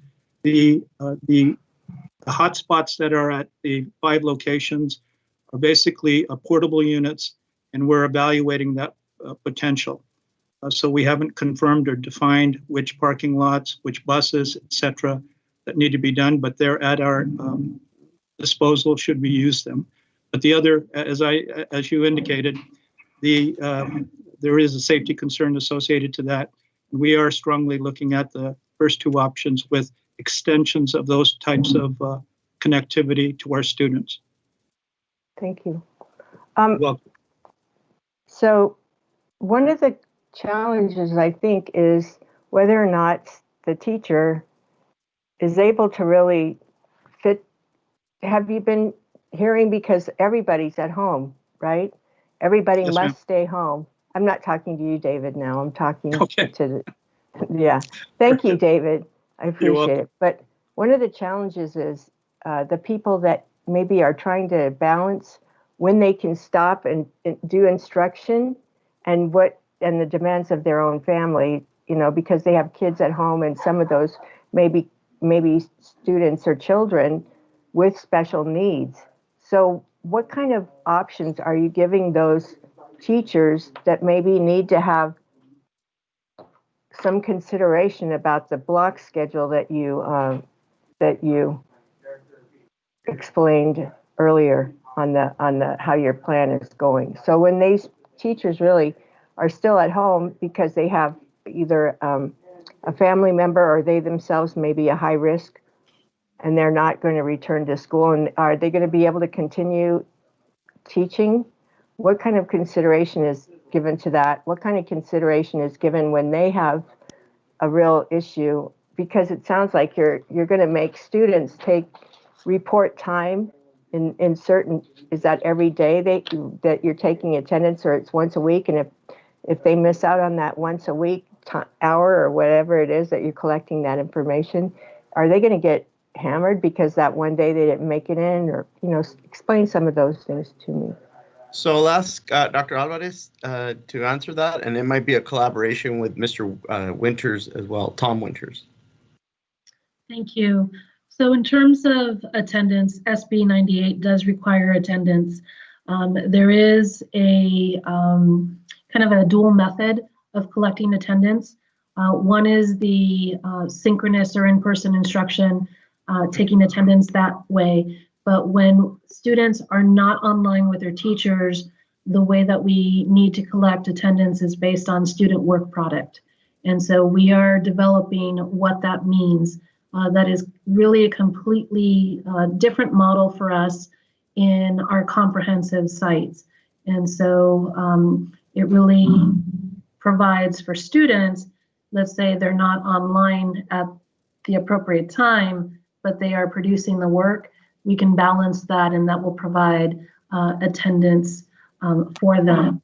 For teachers, I believe that is, we've provided the flexibility within the 90 minutes of instruction where they don't have to be on the entire 90 minutes. They can also choose at which point within that 90-minute period, that they will have the in-person or video conferencing instruction, and that they will just notify the students and their parents. But the component that you asked about for teachers that aren't able to work because of childcare or aren't able to work because of illness, I'm going to defer to Mr. Winters for that response.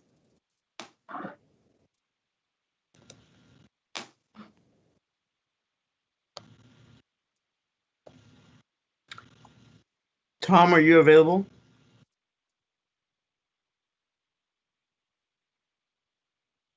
I think he was having connectivity issues. Let's see if we can get him on shortly. I think he's on the telephone, but his telephone is muted, so I'm not sure if he's trying to talk. Oh. Yeah. About what? Just speak about what? We can try and get him and get back to that question. Yeah, we'll get back to that question. I think he let me know that he was having some connectivity issues. Ms. Hall, Trustee Hall, do you have any other questions or otherwise? I see that in terms of order, Trustee Solis and then Trustee Tarantino also had their. Yeah, let them go ahead with questions. I can ask mine of you, Dr. Gary, later. Thank you. Okay. Okay. Thank you, Ms. Hall. Some of those questions I had too about attendance and the other one regarding the Wi-Fi. If we do decide to go with the buses in the parking lots, and we have kids that don't show up, or don't have cars, will we be able to provide seating and supervision for them? Mr. De La Calzada, can you take that question? Thanks for the question, Mr. Solis. We are actually looking at locations within the school. The parking lot is fine if you know, from a car standpoint, but if obviously they don't have accommodations associated to that, we would have to take a look at a location where we can accommodate them.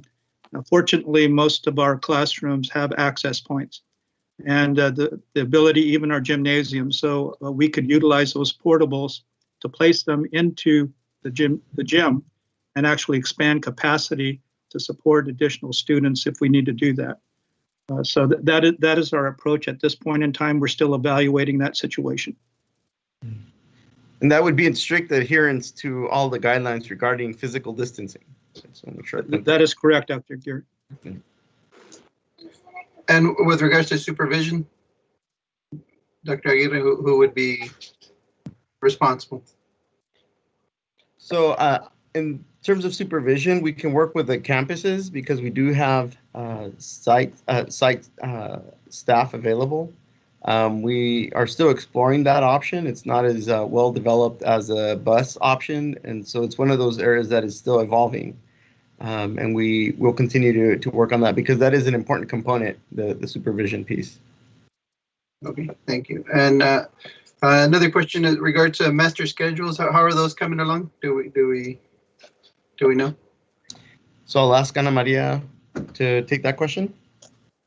Sure. So master schedule development normally starts in January, February for our school sites, where students through that time period, usually through March, April, request courses. The master schedule team then develops a master schedule, and by the end of June, there's a pretty strong understanding of what courses teachers will be teaching and students will be taking. As you heard at the opening, certainly with new enrollments and potential shifts, there are changes that occur during the summer, and there are changes that occur these next 2 weeks prior to opening of school. And so we're trying to provide all the resources for each site so that those master schedules are finalized, uploaded, and students have their locator cards by the Friday before school commences. Okay. And my final question, I guess, when and if we return to the classroom, are our HVAC systems able to use like MERV 11 or 13 filters or HEPA filters? Do we know? So I'll ask Ms. Quirk to answer that question. So we're working with maintenance to continue to assess what our options are. We can make changes to the filter that we currently use. There's also, we want to make sure that sometimes they come with more regularity of service, and sometimes they have different impacts depending on the age of different units. And so we're trying to put together a spectrum of what some of our units are and what the filters capacities could be and what our options are. And that's definitely an area we're continuing to have open discussion about and try to explore also what kind of circulation we would maybe need to make adjustments to the existing units for airflow, indoor, outdoor flow, et cetera. So we know it's a very hot topic and we need to have a very focused understanding for everybody in terms of that. And so we are continuing to develop that. Okay, appreciate that. Thank you. Yeah. That's all from me. Thank you. Trustee Tarantino.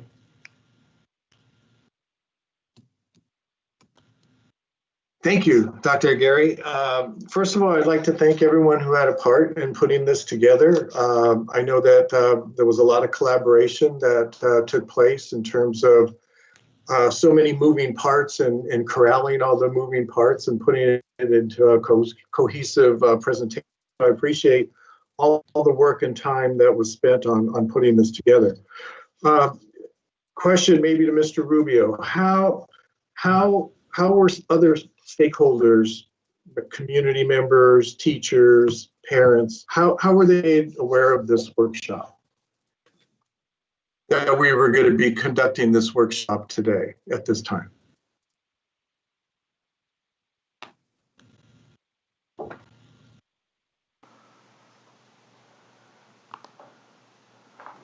Thank you, Mr. Tarantino. So we did broadcast and advertise this on all of our social media channels, as well as it was posted. It's something that we've actually shared with local media as well, so they all knew about this meeting coming up. So we've used a few of our channels, or quite a few of our channels. As I mentioned, these questions and this presentation will remain online. And the question and answer form will be also available. Dr. Gear and I were speaking about a message that will also be sent home to parents, so that communication will be going out as well. So we're using as many and all of our channels as possible. Okay. Thank you, Mr. Rubio. I appreciate that. And I know that you're on top of these kinds of things. But I've been receiving text messages in terms of, well, how did people know about it? So that's why I asked the question in terms of how do we put this out to our stakeholders? This is kind of a request, and I don't know if it's done at the open session at our board meeting on Monday, or if it's done via Friday update. But I'd like to know what happened. All of the counselors that came forward to speak under oral communication, what happened to the tentative agreement that was put in place, and why is it coming forward that we're not following the components of the tentative agreement, and why we've modified it? I was not aware that was happening. And so I'd like some insight into what happened, because it didn't, based on the picture that was provided by the speakers, it really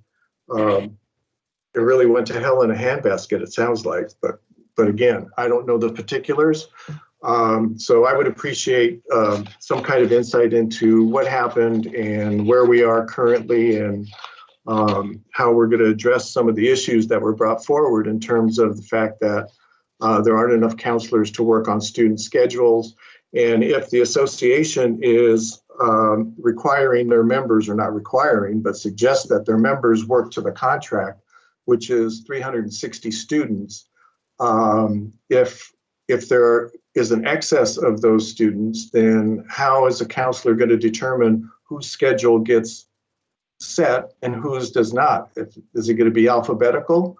If so, then to me it sounds like, well, me being at the end of the alphabet, last name at the end of the alphabet, are the kids at the end of the alphabet not going to get schedules if counselors are going to go by their alphabetical breakdown? I don't know.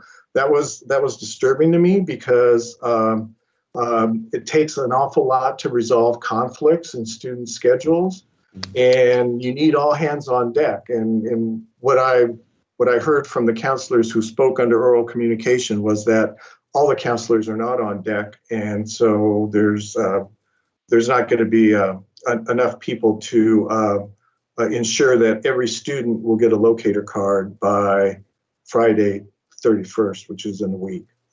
So that was an ask that I have.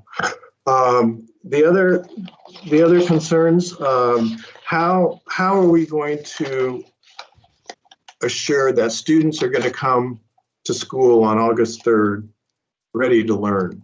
And by that, I mean, a lot has happened in our society, not necessarily within our school, well, even within our school district, but a lot has happened since March 13th in terms of the George Floyd incident, in terms of the impact of the COVID-19. We may have students who have family members who have been stricken ill by this. We may even have students with family members who have died from this. So, I know that throughout the presentation, there's the support for social emotional learning, but are we prepared to have students, and I don't know how to say this exactly, but to kind of talk about their experiences that maybe they've encountered these months that we've been away from school, because I think it's going to be necessary for students to be able to vent and talk about what they've endured or what they've been subjected to, not by any fault of their own, but just because of all the societal things that have gone on. Are we prepared to provide a forum for those students to be able to talk about that? Is that what the plan of the advisory is? And if it's not going to be at every school, then how are we going to address those issues that students are going to come to school with and really won't be able to learn until they have an opportunity to talk about it and discuss it with their peers and also counselors or whomever their teachers, whomever they feel are role models in their contacts on campus. So if I may, we've been having conversations about social emotional learning experience or opportunities during the beginning when students come back. I'll ask Dr. Alvarez to expand on what the thought process is. Dr. Alvarez? Thank you. Those are excellent questions, Mr. Tarantino. We certainly have embedded within the curriculum the opportunity for students and teachers to develop relationships, because it's very difficult to have any of those conversations without having highly developed relationships, positive relationships. And so those social emotional learning lessons do provide time for students and teachers to create connections. And so that is one method that we've utilized. We did develop 2 weeks of lessons, individual lessons, about 45 minutes each, that will talk about, developing self-awareness, who I am, community. And then within that, we also have our team of counselors, psychologists, our site teams with restorative practices who are working on developing plans to support students. Throughout the summer, we've also had individual school sites provide forums for students so that they can address those concerns, in particular for Black Lives Matter. We've had outreach and communication and ongoing conversations. So I think with the social emotional learning lessons that have been developed and the integration into the curricular areas that help support that, we want to ensure that those relationships are first established and that we give our teachers, I hate to use this word, but sometimes teachers feel that they need permission to do some of those things. We feel that during this time, with the trauma that many of our families and actually many of our staff members may have faced, it is important that we take time, we look at that, we talk to each other, we listen to each other. And so those lessons are designed to do so. Okay, thank you. And yeah, and I was, I'm glad to hear that's going to happen, because again, my concern is that unless students come ready to learn, they're not going to be able to do that if they are traumatized by the happenings of what's been going on, like I said, in our society.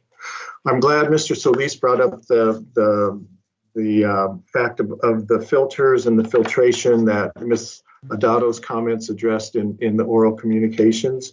You know, I don't know an awful lot about electrostatic sprayers, but I understand that it's a quick, efficient way of sterilizing surfaces. And again, you know, there's so much conflicting information because, you know, at one point it was determined that, you know, the COVID could be spread by having someone who had been exposed to it, touching the surface, and then someone coming along and touching it after that person had left. And then there was an edict from the CDC saying, no, you can't catch it that way. So I don't know. There's, again, and without any kind of guidance from the federal government, I don't know exactly what exactly is the correct protocol. I think you're doing all the right things. But if we can solicit equipment or bring on equipment that would help our custodians, you know, disinfect the classrooms and the campuses in a more efficient way, I think that goodwill would go a long way in terms of helping them out in terms of the responsibilities that they will have. Mr. Leet, in his comments, he brought up the fact that there are no tests to assess student competency. I don't know exactly what he's talking about, and I don't know if that's something that is, you know, these lessons that we're providing to teachers, the you know, the little thing that Dr. Winters showed about, you know, the French one and all of that, are those off the shelf? I don't want to use the word pacing guides because they have a negative connotation from the past in terms of No Child Left Behind. But are those units comprehensive and contain tests, or is it the responsibility of the teacher who's teaching that subject matter to provide tests? And I don't know exactly. He alluded to the fact that it's not, there's no platform in which to receive a test or to have a test to assess mastery. And I don't understand what he's meaning by that. So, Dr. Alvarez?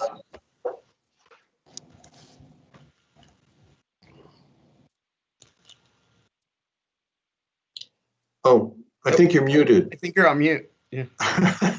Okay, sorry You're about muted. that. That's okay. I sounded really good to myself. Join the club. Join the club. Sorry about that.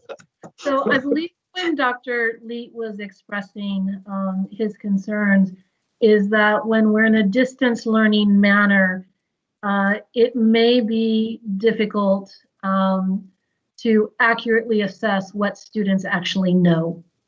And not what potentially they may be borrowing from other sources. And so that assessment is critical. As part of the UCSD training that all teachers will receive, we had 200 that received it as they were preparing the units of study, et cetera. But all of our teachers will be receiving that same professional development during the 3 days of pre-service on one of those days. Assessments is a big component of how do you assess accurately and how do you assess mastery in a distance learning model. So hopefully that will support most of the assessments that we as a district initiate are teacher developed assessments. We do have performance tasks and, of course, exams and those types of assessments, but those are mainly summative assessments. Those formative assessments occur on a daily basis with teachers. And so, while synchronous instruction is occurring, there could be some checking for understanding that occurs so that you can measure what students are doing. But Dr. Leet is a very brilliant man, and I understand the complexity of his question. It is something that we need to work together within our PLCs to formulate how we accurately assess our students during distance learning. Isn't that a valid question on in-person learning? Isn't it the same thing? I don't understand what the difference is, I guess, other than he mentioned that, you can't, I guess, students turn off the camera or they mute themselves. So he doesn't know if, as opposed to a classroom situation where you can monitor a student who's taking a test. Apparently in distance learning, you can't monitor a student taking a test, because I don't understand what the difference would be. How do you assess in a classroom situation the same thing? Yeah, I think it probably depends on, in the classroom, when you do on-demand writing or on-demand exams or assessments, you're present with there, you can physically monitor. In a synchronous environment online, that may be more difficult. But I think there are ways that collectively, as PLCs, we can arrive at solutions that would support students, taking assessments in the appropriate manner. Okay. In terms of the documentation of attendance, is that going to have to be done by hand, or is that something that could be done through Infinite Campus? So attendance will be taken, Ms. Hall asked this question, and I also, I didn't add this component. So attendance will be taken on a daily basis. Correct. And so that will happen through Infinite Campus. What the procedures that we're working out are those elements when we're in asynchronous or offline instruction, how we measure that, and it is going to go in a similar manner as independent study. And so we're trying to make it as easy as possible for the teachers to manage that. And those are some of the nuances that we're working out. Okay. In terms of, the use of in distance learning, is there any kind of parameters being given to teachers in terms of using their personal devices, their own personal cell phones, computers, personal emails, or is there something that they're being told that they should use only district equipment and platforms? Has that been discussed? So I think it'll be a combination of Dr. Alvarez and Mr. De La Calzada. So I'll let Dr. Alvarez. So in terms of the platforms, Google is the platform that we will be using for the most part. How do you access those? Do you access them? Can you access them on your personal computer or the laptop that you've been given by the district, or any kind of guidelines to faculty in terms of what the do's and don'ts are in terms of using personal equipment? So we did develop some guidelines.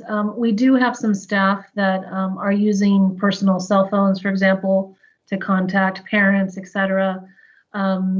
The laptops, for the most part, every single one of our teachers has been allocated a laptop or an iPad.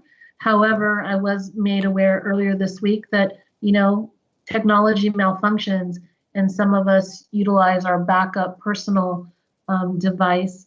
But we are trying to make a concerted effort that every staff member, every teacher has a district issued device. And so with that one, I'll defer to Mr. De La Calzada. Thank you, Dr. Alvarez. With regard to personal devices, since distance learning is basically web-based, they can access it through either a personal device or a district issued device. And so the systems are prepared to address those mediums.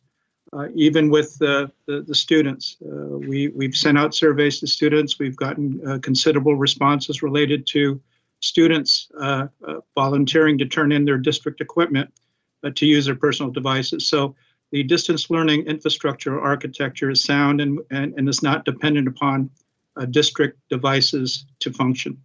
Okay, but I guess the concern is that if faculty members use their personal devices, what about the privacy issue?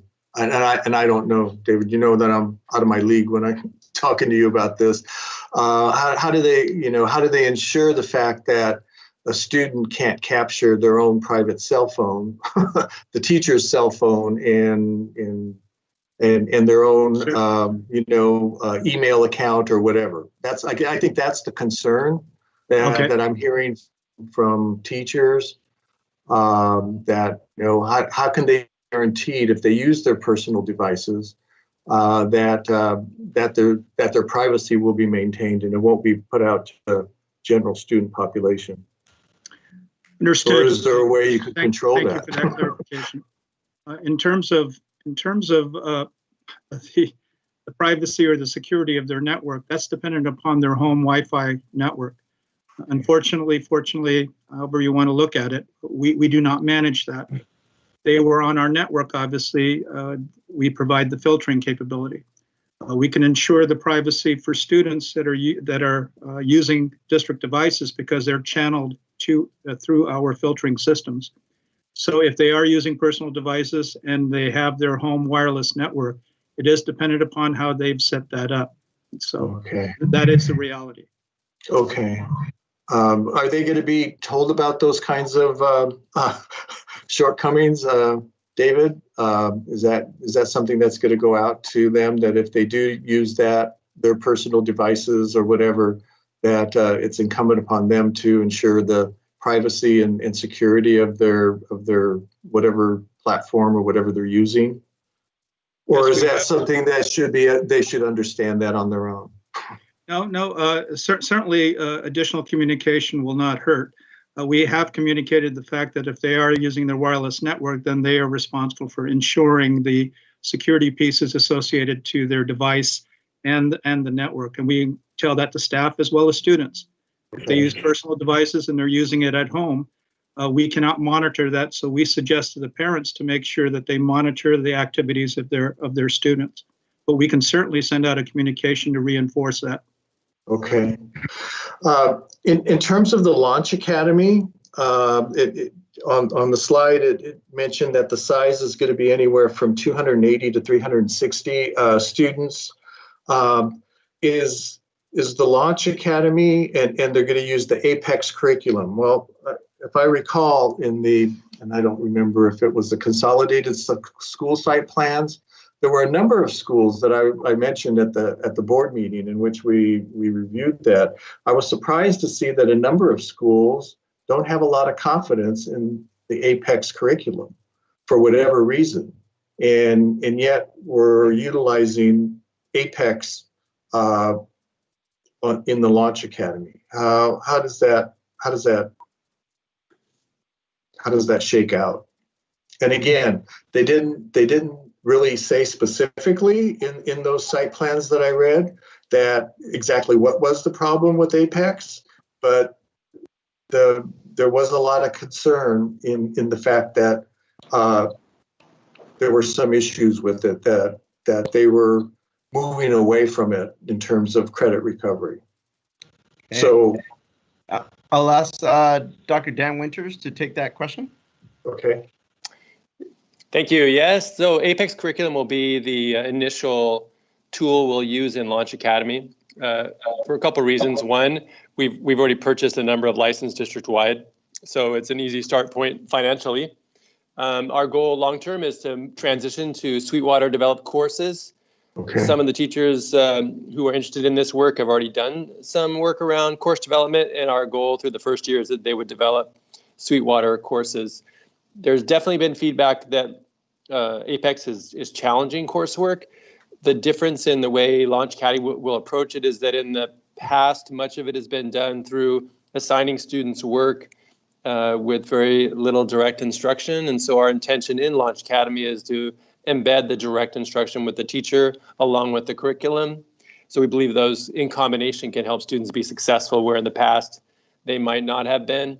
Likewise, I'll just say that in credit recovery, you have students who already have failed the class once for a variety of reasons and tend to begin as struggling students. And so Launch Academy will have some of those students, but other students who will be taking the course for the first time. Okay. In terms of, is the Launch Academy ready to launch on August 3rd? Like how many students do we have signed up already? And again, is that program, I think Ms. Hall alluded to this. How are we going to deal with the teachers and clerical staff, the certificated and clerical staff who have underlying health conditions or are at risk of the COVID-19 if they were involved in a physical environment? Are we channeling those personnel into the Apex the Launch Academy? Or what are we going to do with them? So that's a two-part question. I don't mean that in a condescending way, but I mean I think that we have an obligation to work with them, and if for whatever reason they're not comfortable reporting in a physical way to a school campus, then are we going to is this going to be the area in which they find themselves? So I'll start by answering that first part about Launch Academy being ready to launch. Indeed, we are ready. We conducted the lottery last night and sent communication a couple hours ago to those who got in and those who are on the waiting list. We had about 700 interested families. Oh, wow. So we will definitely have plenty of interest. The teacher process of selection is moving forward quickly, and these are definitely challenging times where we're doing a lot of things at one time, but we will get there and be ready for August 3rd. Okay. In terms of Mr. Tarantino? Yeah. Can I jump in with a few questions? I know you've been going on. Okay. And I know. Can I ask one more thing? Sure. There's no mention of the learning centers. Are the learning centers ready to come online August 3rd as well? And then I'll defer to you, Mr. Segura. Thank you, sir. So on the learning centers, we have been working with the 3 learning centers that were reinstated: Chula Vista High, San Isidro, and Sweetwater High School. And those were reinstated based on looking at the largest enrollment over the course of the last 3 years. So we have been working with them. It's a work in progress. We've sent a number of communications to families. They're each kind of in a little bit of a different place, but we are ready to move forward with those learning centers. I think right now is getting the message out in an environment where it's difficult to communicate because we're all in a physical distance kind of quarantine place. But we are definitely working to get the word out and inform current students and then others who may be seniors or super seniors of the fact that those 3 learning centers have been reinstated. So it's something we are diligently working on with those 3 sites. Trustee Segura. Thank you. That was one of my questions, Frank. Thank you. In regards to the Launch Academy, I'm really excited about that. I know it's something that a lot of students have probably always wanted, or parents have wanted for their students who don't learn in a traditional classroom setting, and I'm really excited to see that take off, and I appreciate all the work that has been put into that to make that to actually have that happen, and that includes negotiating with our bargaining units. So I really appreciate that. And I had a parent that I was communicating with, and they had sent me their email that they had sent in, but they said it got missed or got lost, and so I wanted to read it for them. And it says, "Good afternoon, board members and Acting Superintendent Dr. Getty. My name is Tony Pina, and I teach at Hilltop High. I also have 2 sons attending High and have one concern that I want to bring to your attention. This is all around the HVAC. Under planning and sanitation practices, there was language regarding cleaning services, but no mention about maintenance of HVAC that ensures proper air ventilation. There should be firm language included in the plan regarding the HVAC system. There's growing evidence and awareness that viruses spread with aerosol that stay in the air as long as the air stays at the building, and the poor ventilation systems exacerbates this spread. This is why COVID-19 spread occurs when schools and businesses opened up. It is also why businesses are starting to move outside. And in order to ensure safe and healthy learning environments, which include emotional safety, we need to know the exchange rate for each room and or building. We need to know what filters are being replaced and being replaced often, and what the ducts have been cleaned. We need to have the same HVAC systems in place that hospitals have. Otherwise, we're not taking it seriously about returning safely. I think a way to is to have a plug at each classroom door that certifies that the air exchange rate, that means the air is being replaced in a room, 6 to 12 air exchanges per hour, which is recommended by the CDC. The last time the filters were replaced and ducts cleaned, if this cannot be accomplished in the multi-room buildings, then we need to bring in portable classrooms. So I just wanted to make sure that was read for the record. And that was Doña Peña, teacher parent of Hilltop High.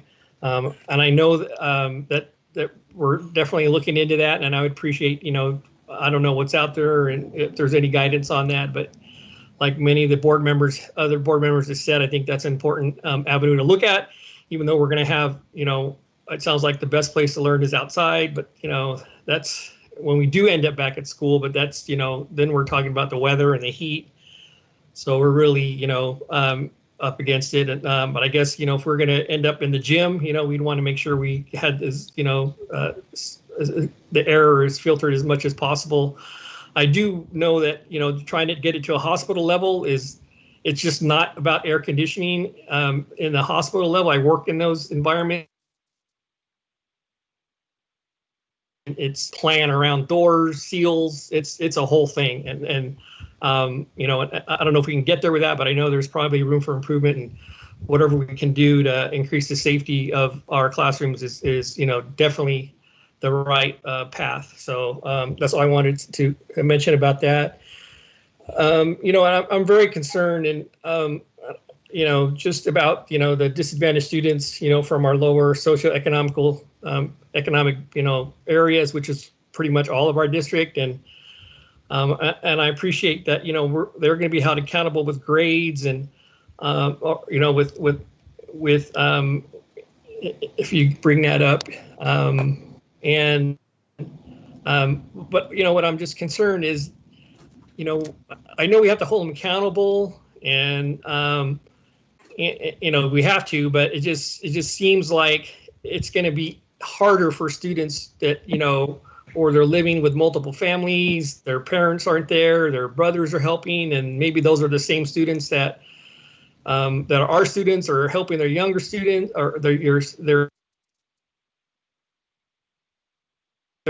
others who are trying to learn as well. And I just would, just really, it's concerning to me that, they're at a disadvantage, and as opposed to somebody who can have a room by themselves and be able to study and get the necessary support. So I don't know what we can do, but I think there's something that has to be, looked at and to help those students, that is majority of our students. So that was just another thing I wanted to bring up.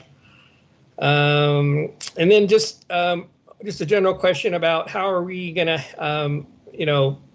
help support our most vulnerable students, which are ELL, SPED, foster care, and homeless population. Just how are we going to, as we know that's our, if we can help our, just like it says there, help our most vulnerable, that's the way to go. So, I just very concerned about them as well, and hopefully, I know this is new for all of us, and we're not going to do a good job because we don't know what we're doing. This is, the rubber's never hit the road. I know we finished off last year in the digital learning environment, but that was at the end of the year when pretty much all the tests, the only thing they missed was testing. But to start, a new year, you know, in this format, and we don't have a choice. And I firmly believe that the only way that I want to see students or teachers back and all our support staff back in the classroom is that it's safe. So this is the, you know, the road that we have to head down. I just have just very, you know, concerned about you know, our path, and just the students falling farther behind that don't get the support that other students get. So that's really what I have. So I don't know if that was a question. That's just kind of observations. I really appreciate all the work that went into this, and all the stakeholders who gave input, parents, students, teachers, all educators, and, you know, all the people that study this stuff for a living and just live it. So that's all I have. I have a question, if I can step in here. Sure, Mr. Pike. Okay, it might be answered by David. I'm not sure. Dr. Gary, I'll let you handle that. I heard a lot of information from people in the community, counselors, teachers. The question that they seem to ask is, will teachers and counselors have enough of the tools, the Infinite Campus, Jupiter, will they have enough of those tools that they need to begin school on August 3rd? So I'll ask Mr. De La Calzada to talk about the devices, and then in terms of platforms, I'll ask Dr. Alvarez. So David? Yes, in terms of, thank you for the question, Mr. Pike. With regard to devices being available for staff, we as soon as we get the request, we schedule appointments for them to pick up. We plan on getting those devices to them as quickly as possible. In terms of the actual system, in terms of Infinite Campus, we're doing the best we can to process what's necessary and to have the system available so that they can use that. And so I'll defer to Dr. Alvarez for the platform piece. Okay, thank you. Great question. So the platforms that we're using are all web-based platforms. And so our teachers will have access in terms of the instructional platforms. What may be probably a different approach is that we have some teachers that may not be used to using those platforms. And so there is professional development that is offered. And there's also a cadre of teachers that are experts that can be called on for support. So the tools are available. There are resources, there's professional development, there's recorded lessons on how to use it, so that our staff does feel more comfortable with the technology. Okay, thank you very much. That's all I had. Okay. Before we conclude, I just wanted to end by again expressing our gratitude to everybody who participated in either one in the work groups, who's been part of drafting, who's been part of presenting. There has just been so much work that needed to happen within such a small period of time that it's amazing to see what professionals can truly come together to do in support of our students, in support of our staff, in support of our community. So wanted to extend a profound note of gratitude to everybody. These are indeed unprecedented times. A year ago, I think none of us would have imagined starting this school year under a pandemic. We've now been here for a number of months, and we find ourselves making plans that previously were really not part of our repertoire. We had a process that we usually followed, but it's been truly heartening and impressive, and just fills my heart with gratitude to see everybody pulling together as a team. This is an all hands on deck moment, and to be able to see folks come together to work on some of these questions, and sometimes under duress, and time is of the essence, and we need to figure out questions quickly. We need multiple layers of analysis. We need multiple layers of support, and to be able to do that and pull together, again, it's just the work that we've been able to see is impressive. I believe we are the first school district that will open in San Diego County. We had made the decision, given our local context and our local COVID-19 conditions, to start in distance learning, because in the South Bay we're a community that works. We're essential workers. We're out We're out in different places providing essential support. So to be able to see the work that's come together, it's just that it's really just, it's awe-inspiring. It really is. And so I hope that we all take this as a call to action to continue working together collaboratively. Sometimes we agree, sometimes we disagree, but at the end of the day, keeping the focus on supporting our students, our staff, our community, I think is truly the focus that we have. And so with that, I want to say thank you for this workshop, and we look forward to bringing the item forward. There's a number of questions outstanding. We'll prepare either Friday updates or we'll revise the plan where appropriate before we bring it forward for board action on Monday. And with that, I want to say thank you to everybody, and I'll hand it over to Trustee Segura. Thank you. Yeah, I'd like to echo those same remarks. Thank you to the community and the board members for all your questions. And with that, this special board workshop is now adjourned.